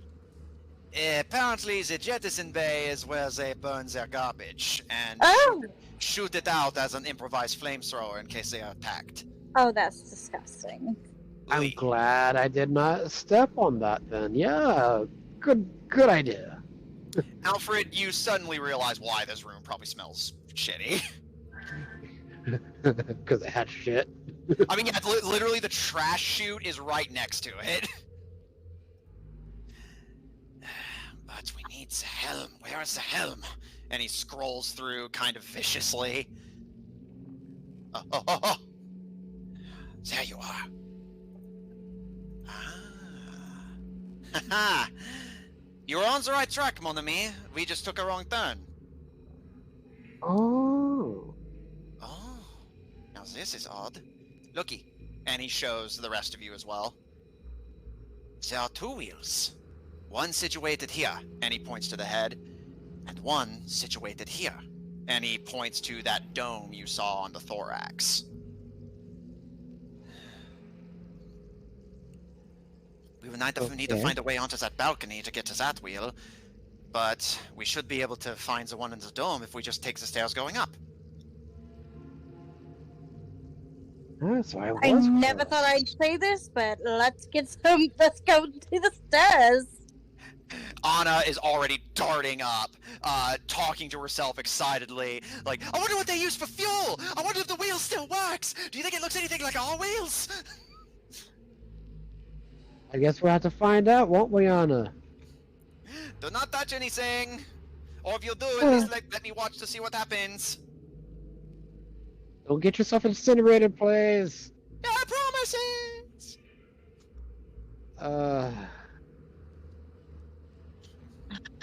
I'm gonna try to keep up with Anna. Fair. Do the rest of you follow? Yeah. Alright. Darting back up the stairs and down the hall, you make it back to the entrance area, but this time curve to the upward stairs. Anna's already darting up, but you manage to keep pace. You find yourself in another hallway, this one having 8 doors in total, singular. But Anna rounds the corner, and you can see there's another staircase going even further up. This one, however, you notice curves, spiraling rather than going straight like the previous ones have. Okay. Finally, ascending the spiral staircase, you find yourself in the dome. You can see the cavern stretching all around you, illuminated only by the light from Alfred's armor glimmering through the glass. But most notably, you see that you are in a kind of circular dome, but the staircase has led you directly to a double-layered ship's wheel. On an elevated platform with stairs leading further down. Not to another room, just like essentially down the elevated platform, and there are 2 doors leading out of this room. Anna is already reaching for the wheel, curiously. No, Anna, please. What? We're gonna need to touch it at some point! I mean, can we just, just chill? We need to find information on it first. Last thing we want to do is plummet this thing into a wall or something. Anna kind of balks at that and gives a nod. Yeah, you know what, that's fair. But besides, we want to fly it, right? I do Imagine wanna how fly it. much fun that would be. I do want to fly it. She looks to you, sorry, with a grin. Imagine being able to tell our professors back home that we flew a butterfly. They would never believe it. Yeah, if we take it back as proof, they'll have to believe it. But how does this thing work? She doesn't touch it, but she does look over the wheel curiously. You can see that it actually looks very similar to a wheel you would see on a typical ship. 2 layers of handles. And while it's made of orichalcum, you can see, let me see, you can see, however, that there are little bits of turquoise crystals embedded in where the handles of the of the wheel touch the center of the mechanism itself.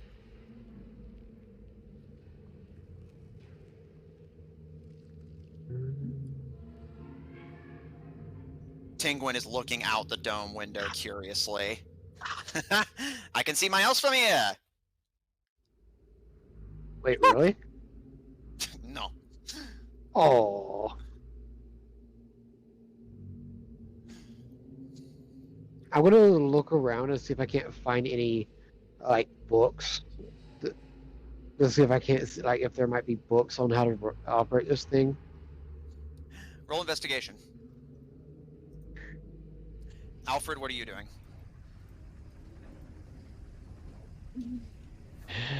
Not sure what I could do here in this situation. I'm just kind of watching them, Experiment. have fun. 16. Okay.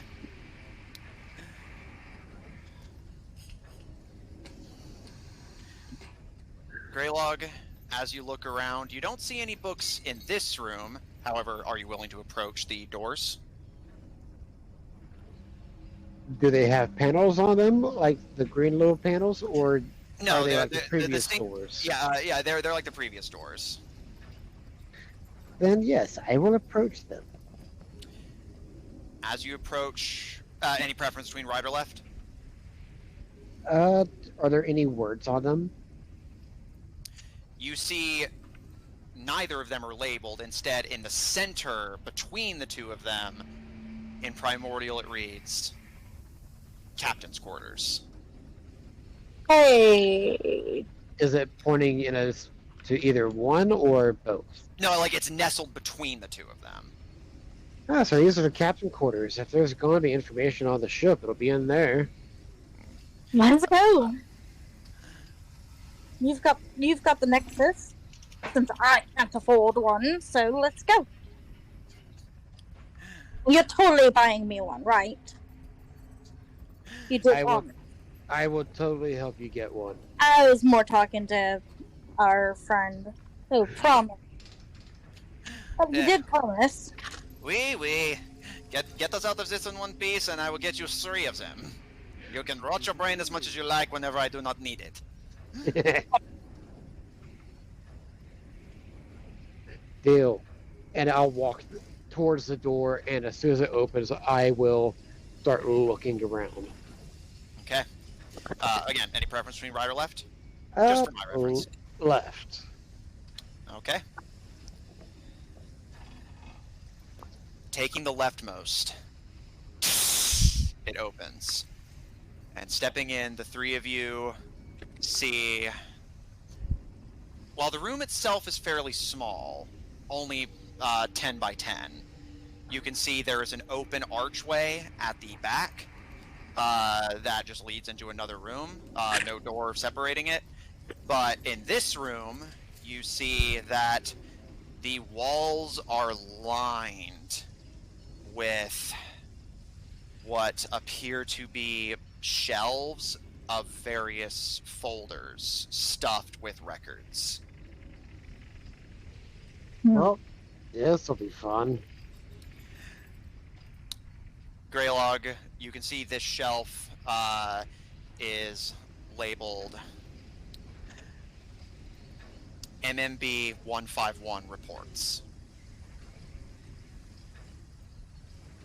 Okay, so these are reports. We'll start looking around each shelf and look for one that might be labeled 151 operation or something. Okay. Looking through, the folders themselves are labeled not by function, but by dates.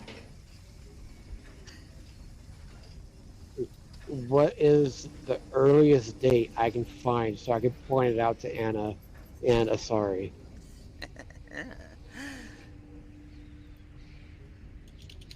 Bet you were expecting that one, huh? I'll admit, I wasn't sure if you'd be curious enough, but I will grab it in just a second. In the meantime, Asari and Alfred, while I'm pulling that up, what will you be doing? I'll have Grayla look. And then I'm also gonna ask, tell me, like, what happened to, like, the 5 easy steps thing? Like, can we do that? Eh? Oh, You it know, was you 10, told us it on was the 10 tablet. easy steps I'm sorry, whatever. on how to pilot a mana block vessel. Yeah, can I, like, Google it or whatever? Sure, let me see if I can find one. Give me a moment. Alfred, what are you doing? I will just wait for them to see what they do. Okay.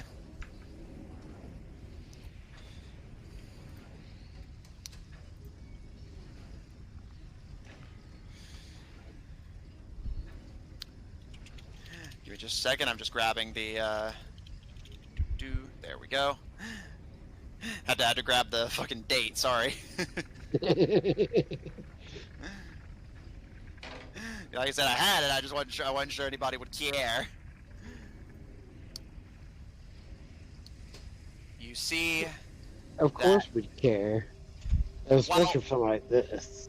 While the system of months and days are unfamiliar to you, so you don't know them well enough to necessarily, like, speak to that, you see that the earliest record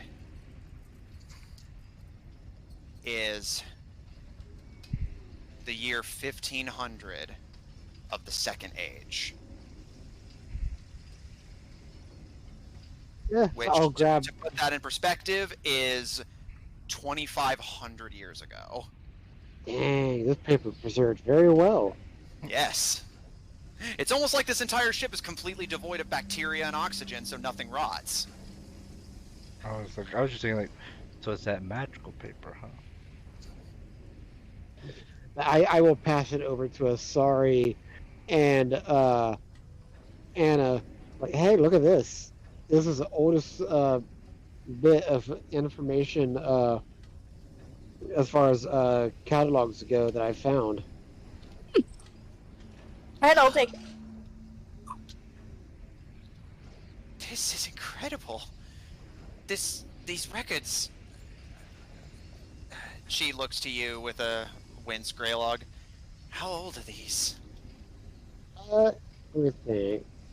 It reads that it's from the 1500 second age. That's over 2,000 years ago. About 2,500 to be exact. That's incredible. This predates all recorded history. Huh, I'm we're not sure. holding, I'm not we're sure. if holding the looking for oldest thing in the world.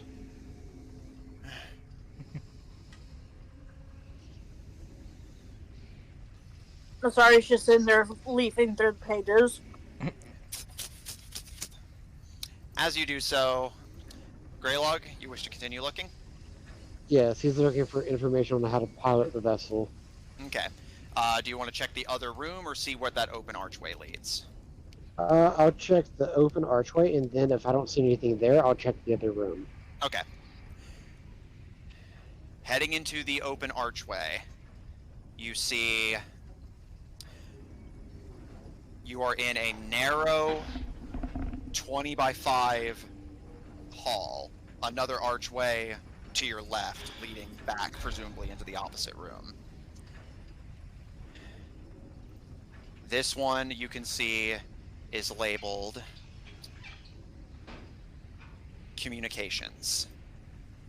And beneath that writing is a massive green glass box, a board of several runic patterns similar to the dwarvish slates, and next to those, a small, ruddy-looking, leather-bound book. I want to check the book. And you can read all languages, yes? Correct. So you will be able to read this. Because of my eldritch eyes. Yep. Do you wish to start at the... basically, you're starting at the beginning of the book, end of the book, or just somewhere in the middle? Like, where are you flipping?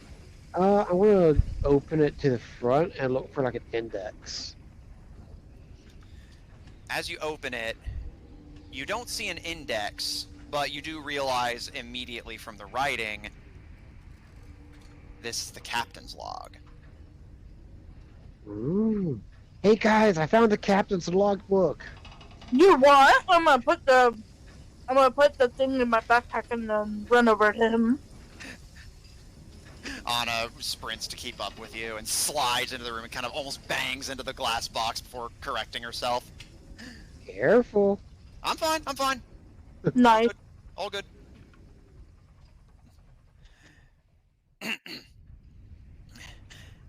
You found something? Yes, I found the captain's logbook. Maybe this can tell us how to pilot it. It might. Can you read? If not, it can give us some information. I will then start reading through it, and I will read out loud whatever I see. Okay. Starting at the beginning. Yep. Captain's log. Day 1. Yeah. Year 1500, second age.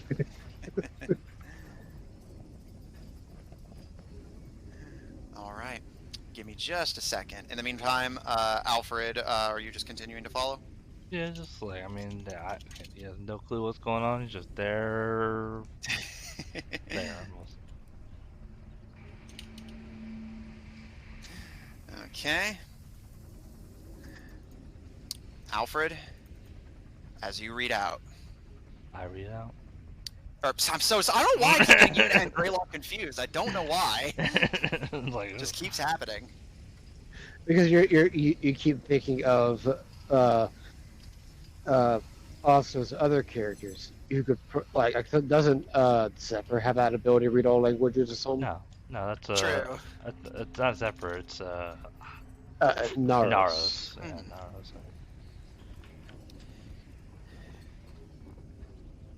The log begins thusly. Thusly.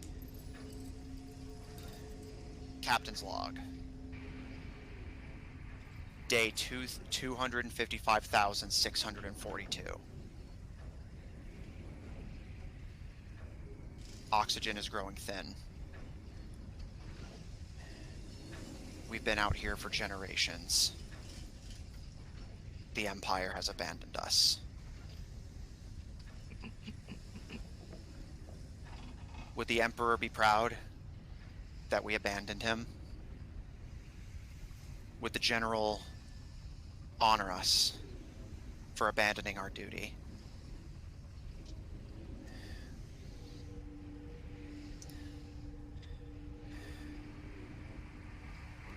I can't take this anymore. We have to go back.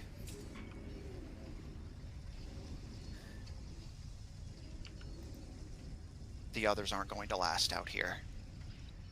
But they believe the General will find us if we just wait long enough. But my duty as captain is to my crew. May the General forgive me. And at the base of that, you see the sigil of a spider.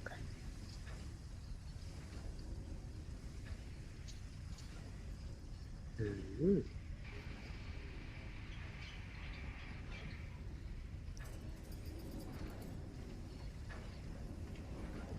Does it remind me of one of Anaros's hometown sigils? Like from the pendants of the priestesses? Oh, you mean Evaben? Yeah, Avaven. My No, bad. that's why I assume. No worries. Yes, in fact, the sigil is identical. The first Dark Elves. So the stories are true.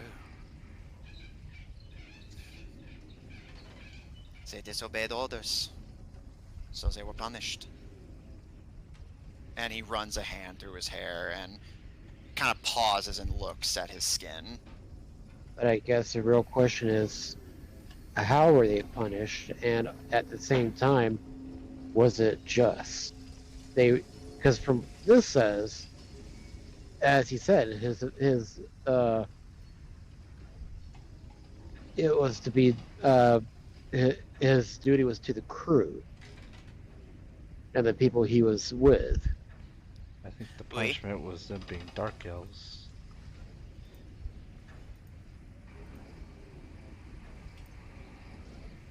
Tingwin kind of gives a slow nod at that, and Anna kind of gives him a sad look.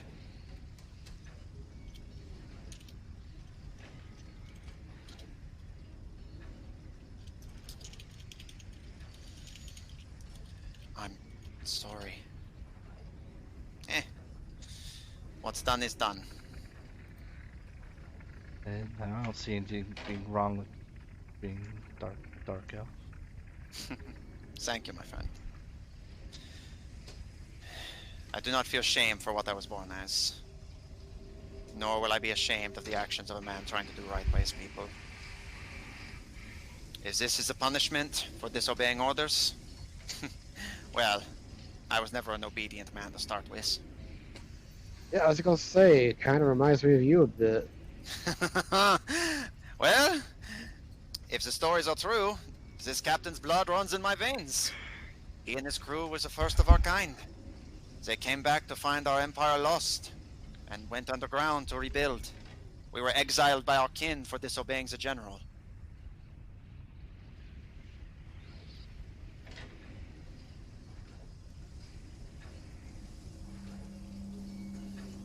Fair enough. Do I find any more information in the journal? Looking through it, you realize that there are more logs, but these are written by different captains. And it's odd, even though elves are supposed to be immortal, they went through several captains over the 700, going off of the day he gave 700 years they were in space. 700 years would be, easy to achieve for an elf. Eat your greens, get some exercise. But also, with our knowledge of the orichalcum, it also makes sense because they were dying. Mm-hmm. You can see that despite the longevity of the elves, they went through 6 captains before the end. On average, each one barely lasted a century.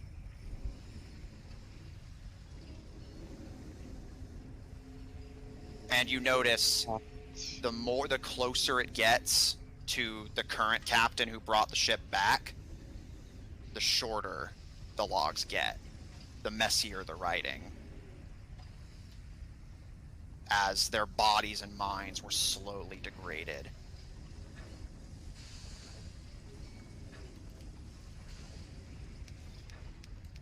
It occurs to you, maybe it wasn't a curse. Maybe, just maybe, there's so much about orichalcum few understand. Remember, even Asari only knew the stories of it causing madness with a natural 20, and she specializes in studying this shit. It's possible these elves genuinely had no idea the horrible mistake they were making. Launching themselves into space with a ship that was slowly poisoning them. By the time they came back, they were unrecognizable.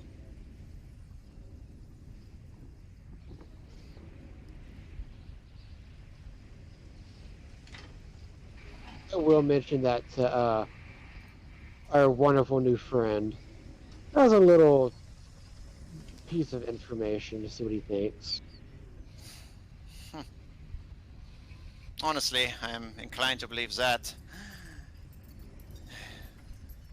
I never met this general, but if his orders were to stay on the dying world, then I have no regrets.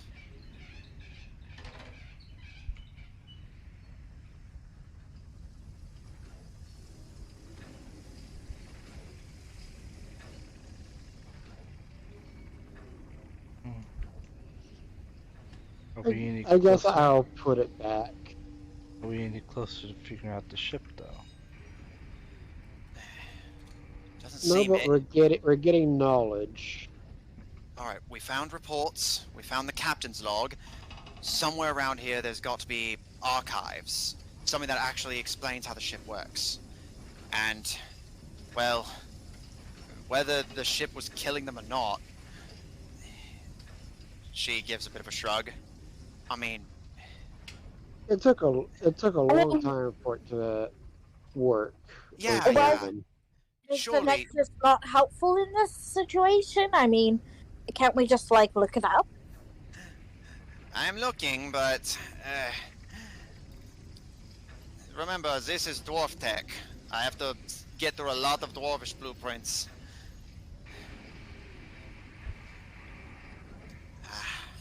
Here we are. Thank you. So dusty in here. Bless you. He gives you a salute. There we are. Mana block. How to use. Double layer. Must have at least 2 on board. Those must be powered to move the ship. Convert magical energy into momentum. Sail change direction. Mage required to power this vessel. Cannot use spells for 24 hours. Wait, did he just say age required? Huh? Did you say age required to operate the vessel? None. Mage are required. Oh. Apparently, the mana block vessel converts magical energy into something called momentum. Someone has to stay at the wheel and pump magic into it. I can do That's what that. powers the ship. Well, I mean, I might need some rest first, but I can do that. That's why the wish didn't work. The ship isn't broken, it just needs fuel.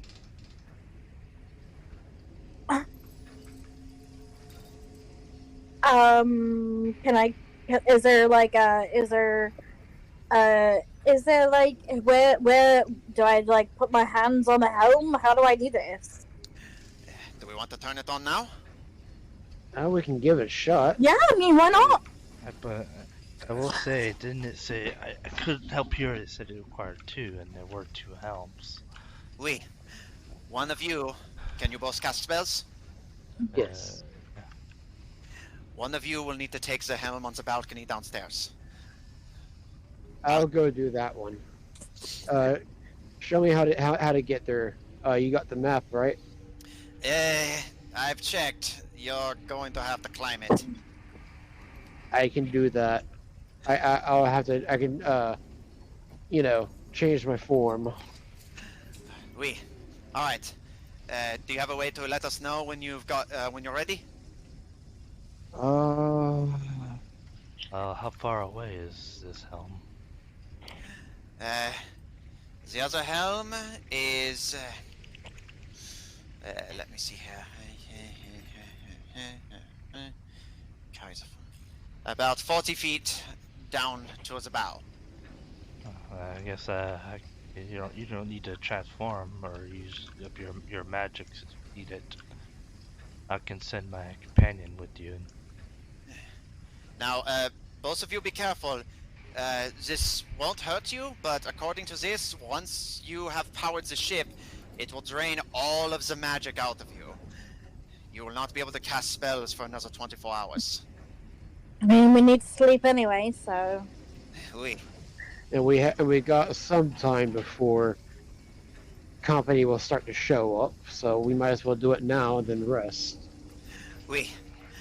According to this, if we can get both helms powered, it should power the ship for the rest of the day. Yeah, that's a huge toll for one day, but it's a big ship too. Well, let's do it. All right. Don't worry, when I get back, I'm gonna look really weird. All right. Be careful, mon ami. Alfred, go with him. Ensure that he is not harmed. And give us a signal. We should be able to see you from the dome. Give us a signal when he's ready at the wheel. Well, he's gonna send his winged horse with me because he can communicate with it from a distance, if I'm not mistaken. You're all clever thinkers. I love it. I'm gonna look at my companion. How does he feel about winged horse? You can see they visibly kind of tilt their head and quirk a brow, but otherwise don't react. Sorry, I'm horrible with names, so I use descriptions.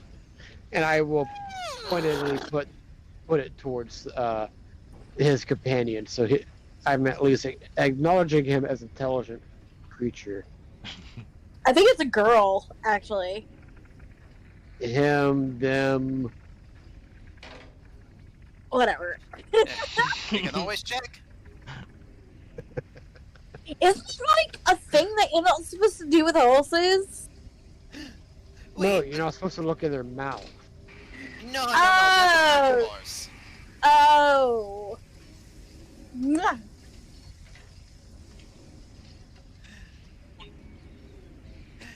I think it is that you're supposed to not stand downwind of them. That's unicorns.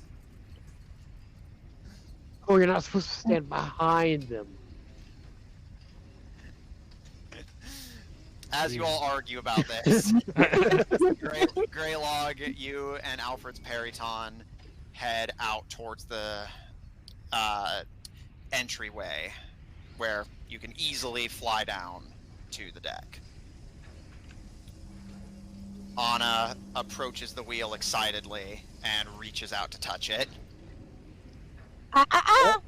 Relax! I don't have any magic! It's not gonna do anything! Right? Louis, in your hands it is just a hunk of wood. See? Perfectly safe! Alright. She reaches out, places both hands on the wheel, and begins to shake violently.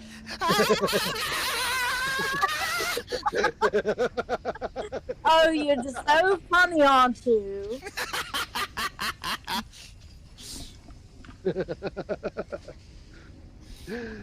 I just remembered something though. What's that? There's a scanner on the outside of the ship to get into it through that balcony, isn't there? Well, but remember, you guys went in and you didn't close it behind you. We're talking about the captain's quarters. Well, no, for the one leading from the balcony, because it was from a different location, different door. You said. No, so no, like basically the doorway you took to get inside the ship is on the neck leading into the thorax. The balcony is below the head, but it's just an open platform.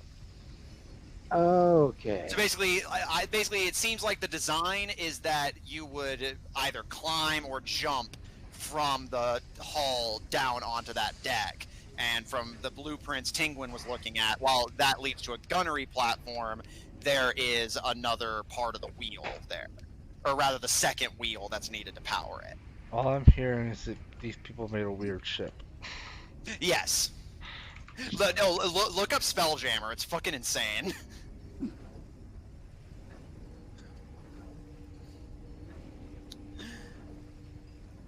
Greylug, are you willing to ride the Periton to get down to the gunnery deck?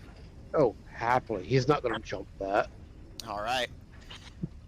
Heading out onto the neck of the ship, you climb aboard the Periton and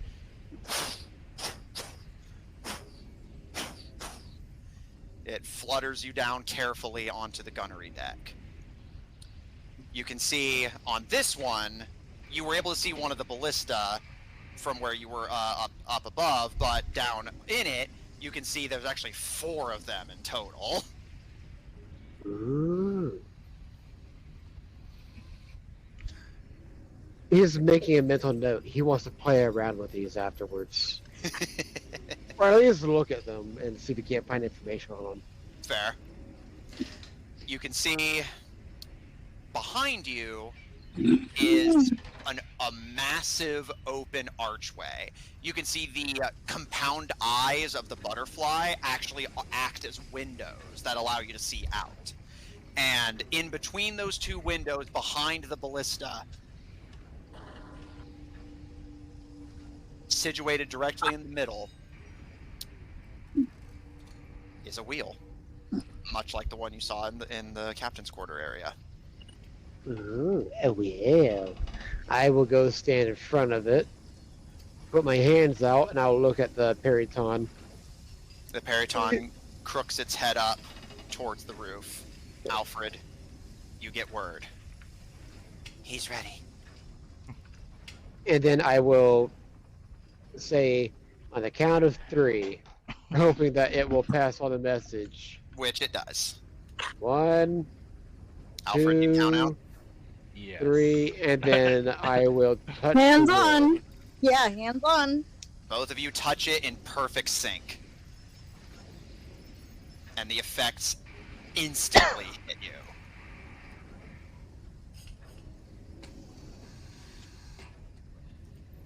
The moment you both make contact, all of the crystals built into the wheel glimmer and light up.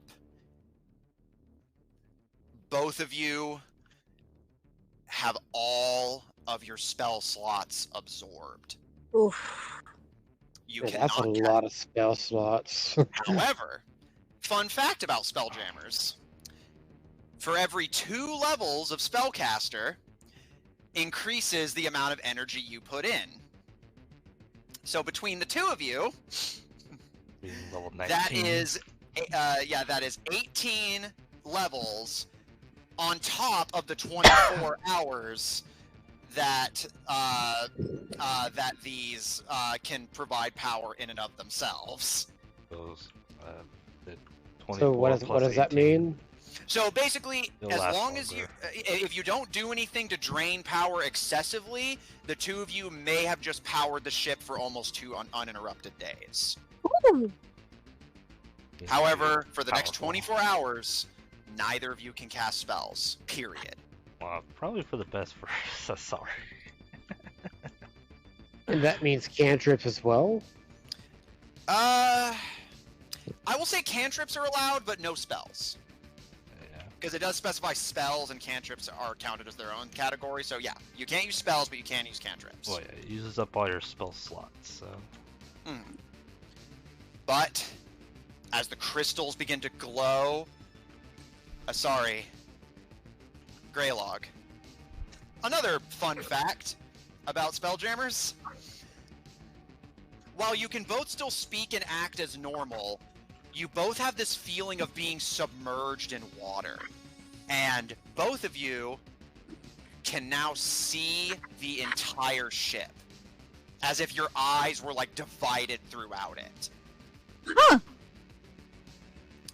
You both... Oh no, you're never gonna believe this. Tell me everything!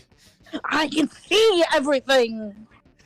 You both now know the exact layout of the entire ship. The antennae are observation towers. The room you're in right now, Asari, is the throne room. Below you is the 3rd level. Below that, 2nd level. Below that, 1st level leads out to the gunnery platform. Down auxiliary bridge, jettison bay.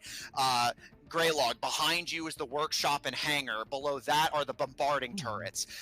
There's a main bridge above you. Gunnery platform directly ahead of you. The gravity plane is directly below you, maintaining consistent gravity even in space flight.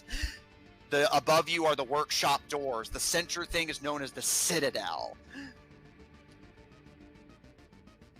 You are both now a part of the monoblock vessel. Part of the ship, And part of the power crew, it. part of the ship, part of the crew! Yes! To pilot the ship, you must become one with it. You both can now see the entire ship. The Does that- kind of nudges you in concern, Greylog. Does that mean that we can communicate between the two of us since we're part of the ship? You cannot talk to each other directly, but you can both see each other. Can So I for instance, you could signal to Asari and she could see you, and vice versa. signal the idea of maybe we should try moving the ship? That way we can go ahead and get out of here.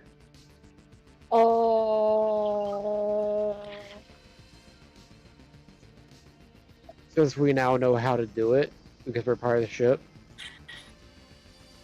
Yeah? Like, does it show you? Like, did it tell you how to show? Or like, Nope. no, they just showed you Oh. where you know the ship enough to where you know where the layout of the ship. Yeah, like, we don't know anything about it, Jer. Both of you make a water vehicles check at disadvantage. Can you Well, tell me how I is can... this, yeah. How does that work? Let me roll d20. Neither of you have proficiency in this, so you're just going to roll a d20 and add your intelligence modifiers. Good, I'm really smart, so that's fine. But you have disadvantage. Why can't it be wisdom? Because do you use your street smarts to fucking pilot a spaceship? I mean, you could. Press all the buttons, see what happens. Yeah, I was gonna say, yeah, that seems safe.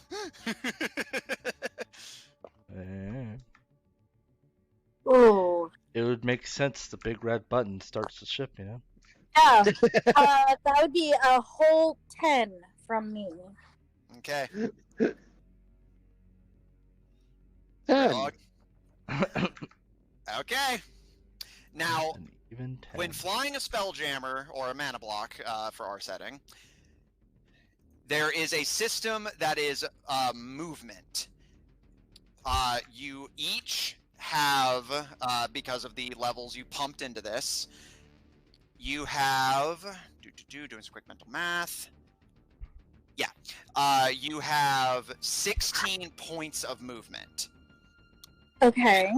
And each of those points, let me make sure I'm remembering this right.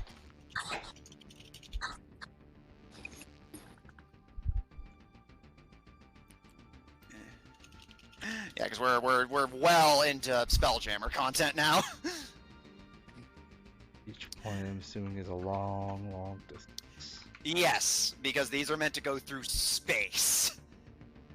Even with quote-unquote only 16 points of movement, you can move very far. But with a 10 from both of you, what exactly are you gonna try and do? I'm just gonna like move the wheel a little bit, like just, you know, like Yeah, just, like as if it was a wheel of the car, just like, or just drive it. trying to get it. I'm trying to get mine to at least have it go up, so we're hovering above a little bit instead of just standing on. All right, Alfred, as you feel the ship begin to hum and come to life, you feel a shift as Asari gives a kind of delicate turn of the wheel and Greylog starts moving it to shift it upwards. And through the dome, Alfred, you, Anna, and Tingwin can see the wings of the butterfly beginning to rise and prepare to flap. And then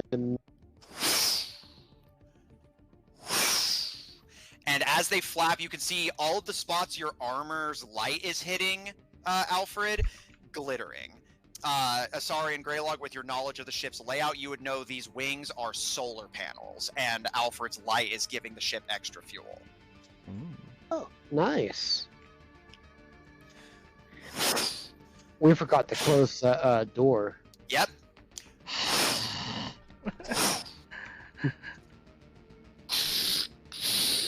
You feel, Alfred, you feel the ship rock violently as they scrape against the bottom of the platform before Greylog, your movement pulls the ship up enough to not damage it any further.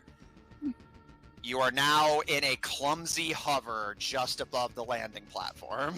I'm just gonna be like laughing and like whooping and just like look at Anna. I'm actually flying this thing. Can you believe Oh it? my god, be careful! How fast does this thing go? Let's not find out yet. So, what is the plan exactly? I don't know if we had a plan, to be honest. I'm gonna look at the Periton. How do we get out of this cavern system? I guess I will. Yeah, Alfred just assumed the Periton's passing everything to you. Yeah, I will ask. How do we get out? Somewhere in this trench, one of the portals should still be active. It will lead straight to the Boomerganger's headquarters. It is Oh. very Guys, big. we don't need. I can't leave right now. My magic's gone. Your magic's going to be gone as long as we take the ship no matter what. How am I supposed to fight? Well, suppose that we got a few. We might have extra time. Do we know how well we powered the ship? Yeah, I will allow you that much. Yeah, you do know you've given it power for about, like, a day and the better part of a second day. So we got 2 days. Let's put the ship back down gently. And then we can rest up a day, and then we can go to the Boomergangers. Yeah. All right. Both of you make another water vehicles check at disadvantage to see if you can land. Oh boy. What's the worst that could happen? Don't. Yeah, I was gonna say, for the record, you have never flown a spaceship before, period, and you are currently flying one of the most complicated ones. Yeah, I rolled a natural 2. Oh no. Well, Yeah. what does that make it to? Yeah, total? 2, 3, 4, 5, 6. Okay. that's not too bad. Greylog? That's why I got a 10 more. 18. 18? Okay, okay. It was a 19, but I have a -1, so Yeah. 18. Yeah.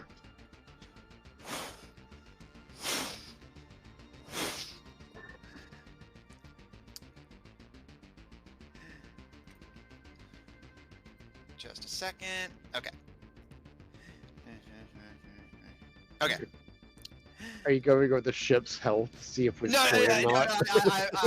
There's a system for piloting it, so I wanted to see if you actually managed to land it. Which, from the looks of it, let's see.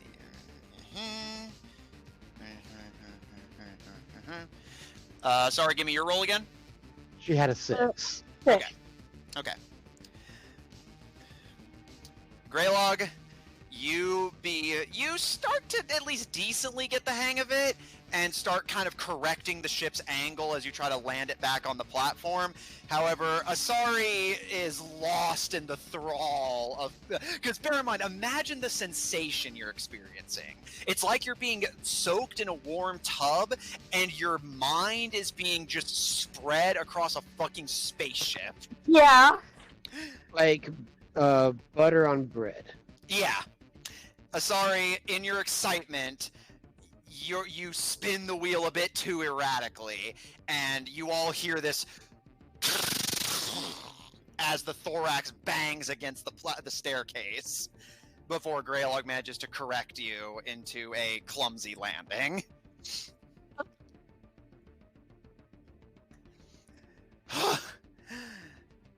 Never do that again.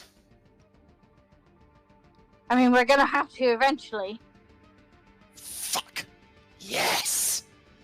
And that is where we're going to end tonight's session. Alright. Do we have level 20 yet? No, you'll get that at the end of the chapter. Yeah. Dang it. Well, you know, it was like talked about going after them. It was a choice, the whole thing. What's that? I remember it was a choice. Like, what's that? Oh yeah, it was wait here or. Yeah, so basically you figured out how to power the ship now, so you can go with the Vaben's plan of just turn the ship into a fortress and just try and take down the Boomergangers when they come for you, or find one of the working portals that leads to them and take it, and with this ship you'll be able to fly through space safely, take the fight to their headquarters, and potentially, as Anna noted, you'll have the element of surprise, if nothing else. Yeah, but after trying to pilot this motherfucker, it might be easier to go with Vaven's idea and let them come to us. Yeah, either plan is valid. All right, but yes, that is where we're ending for the night. God, you guys are fucking ridiculous. I'm just trying to think. Of course we are. Would it? I was like, would it? Could anyone take control after they've charged it? Only a mage can pilot the ship,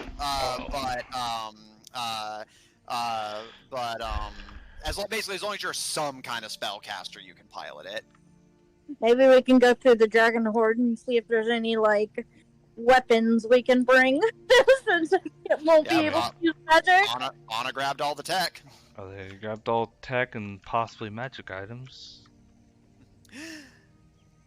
Check out our website at officiald5hub.info. Down for maintenance at the moment, but soon to be resurrected from the grave like a filthy necromancer who's a fucking space captain. Hell yeah! Check out our link in chat to join our official D5 Discord server if you want to hang out with us directly. Support our episodes, post on Apple Podcasts, Pandora, Google Podcasts, and the iHeart Podcast Network, wherever you happen to get your podcasts from.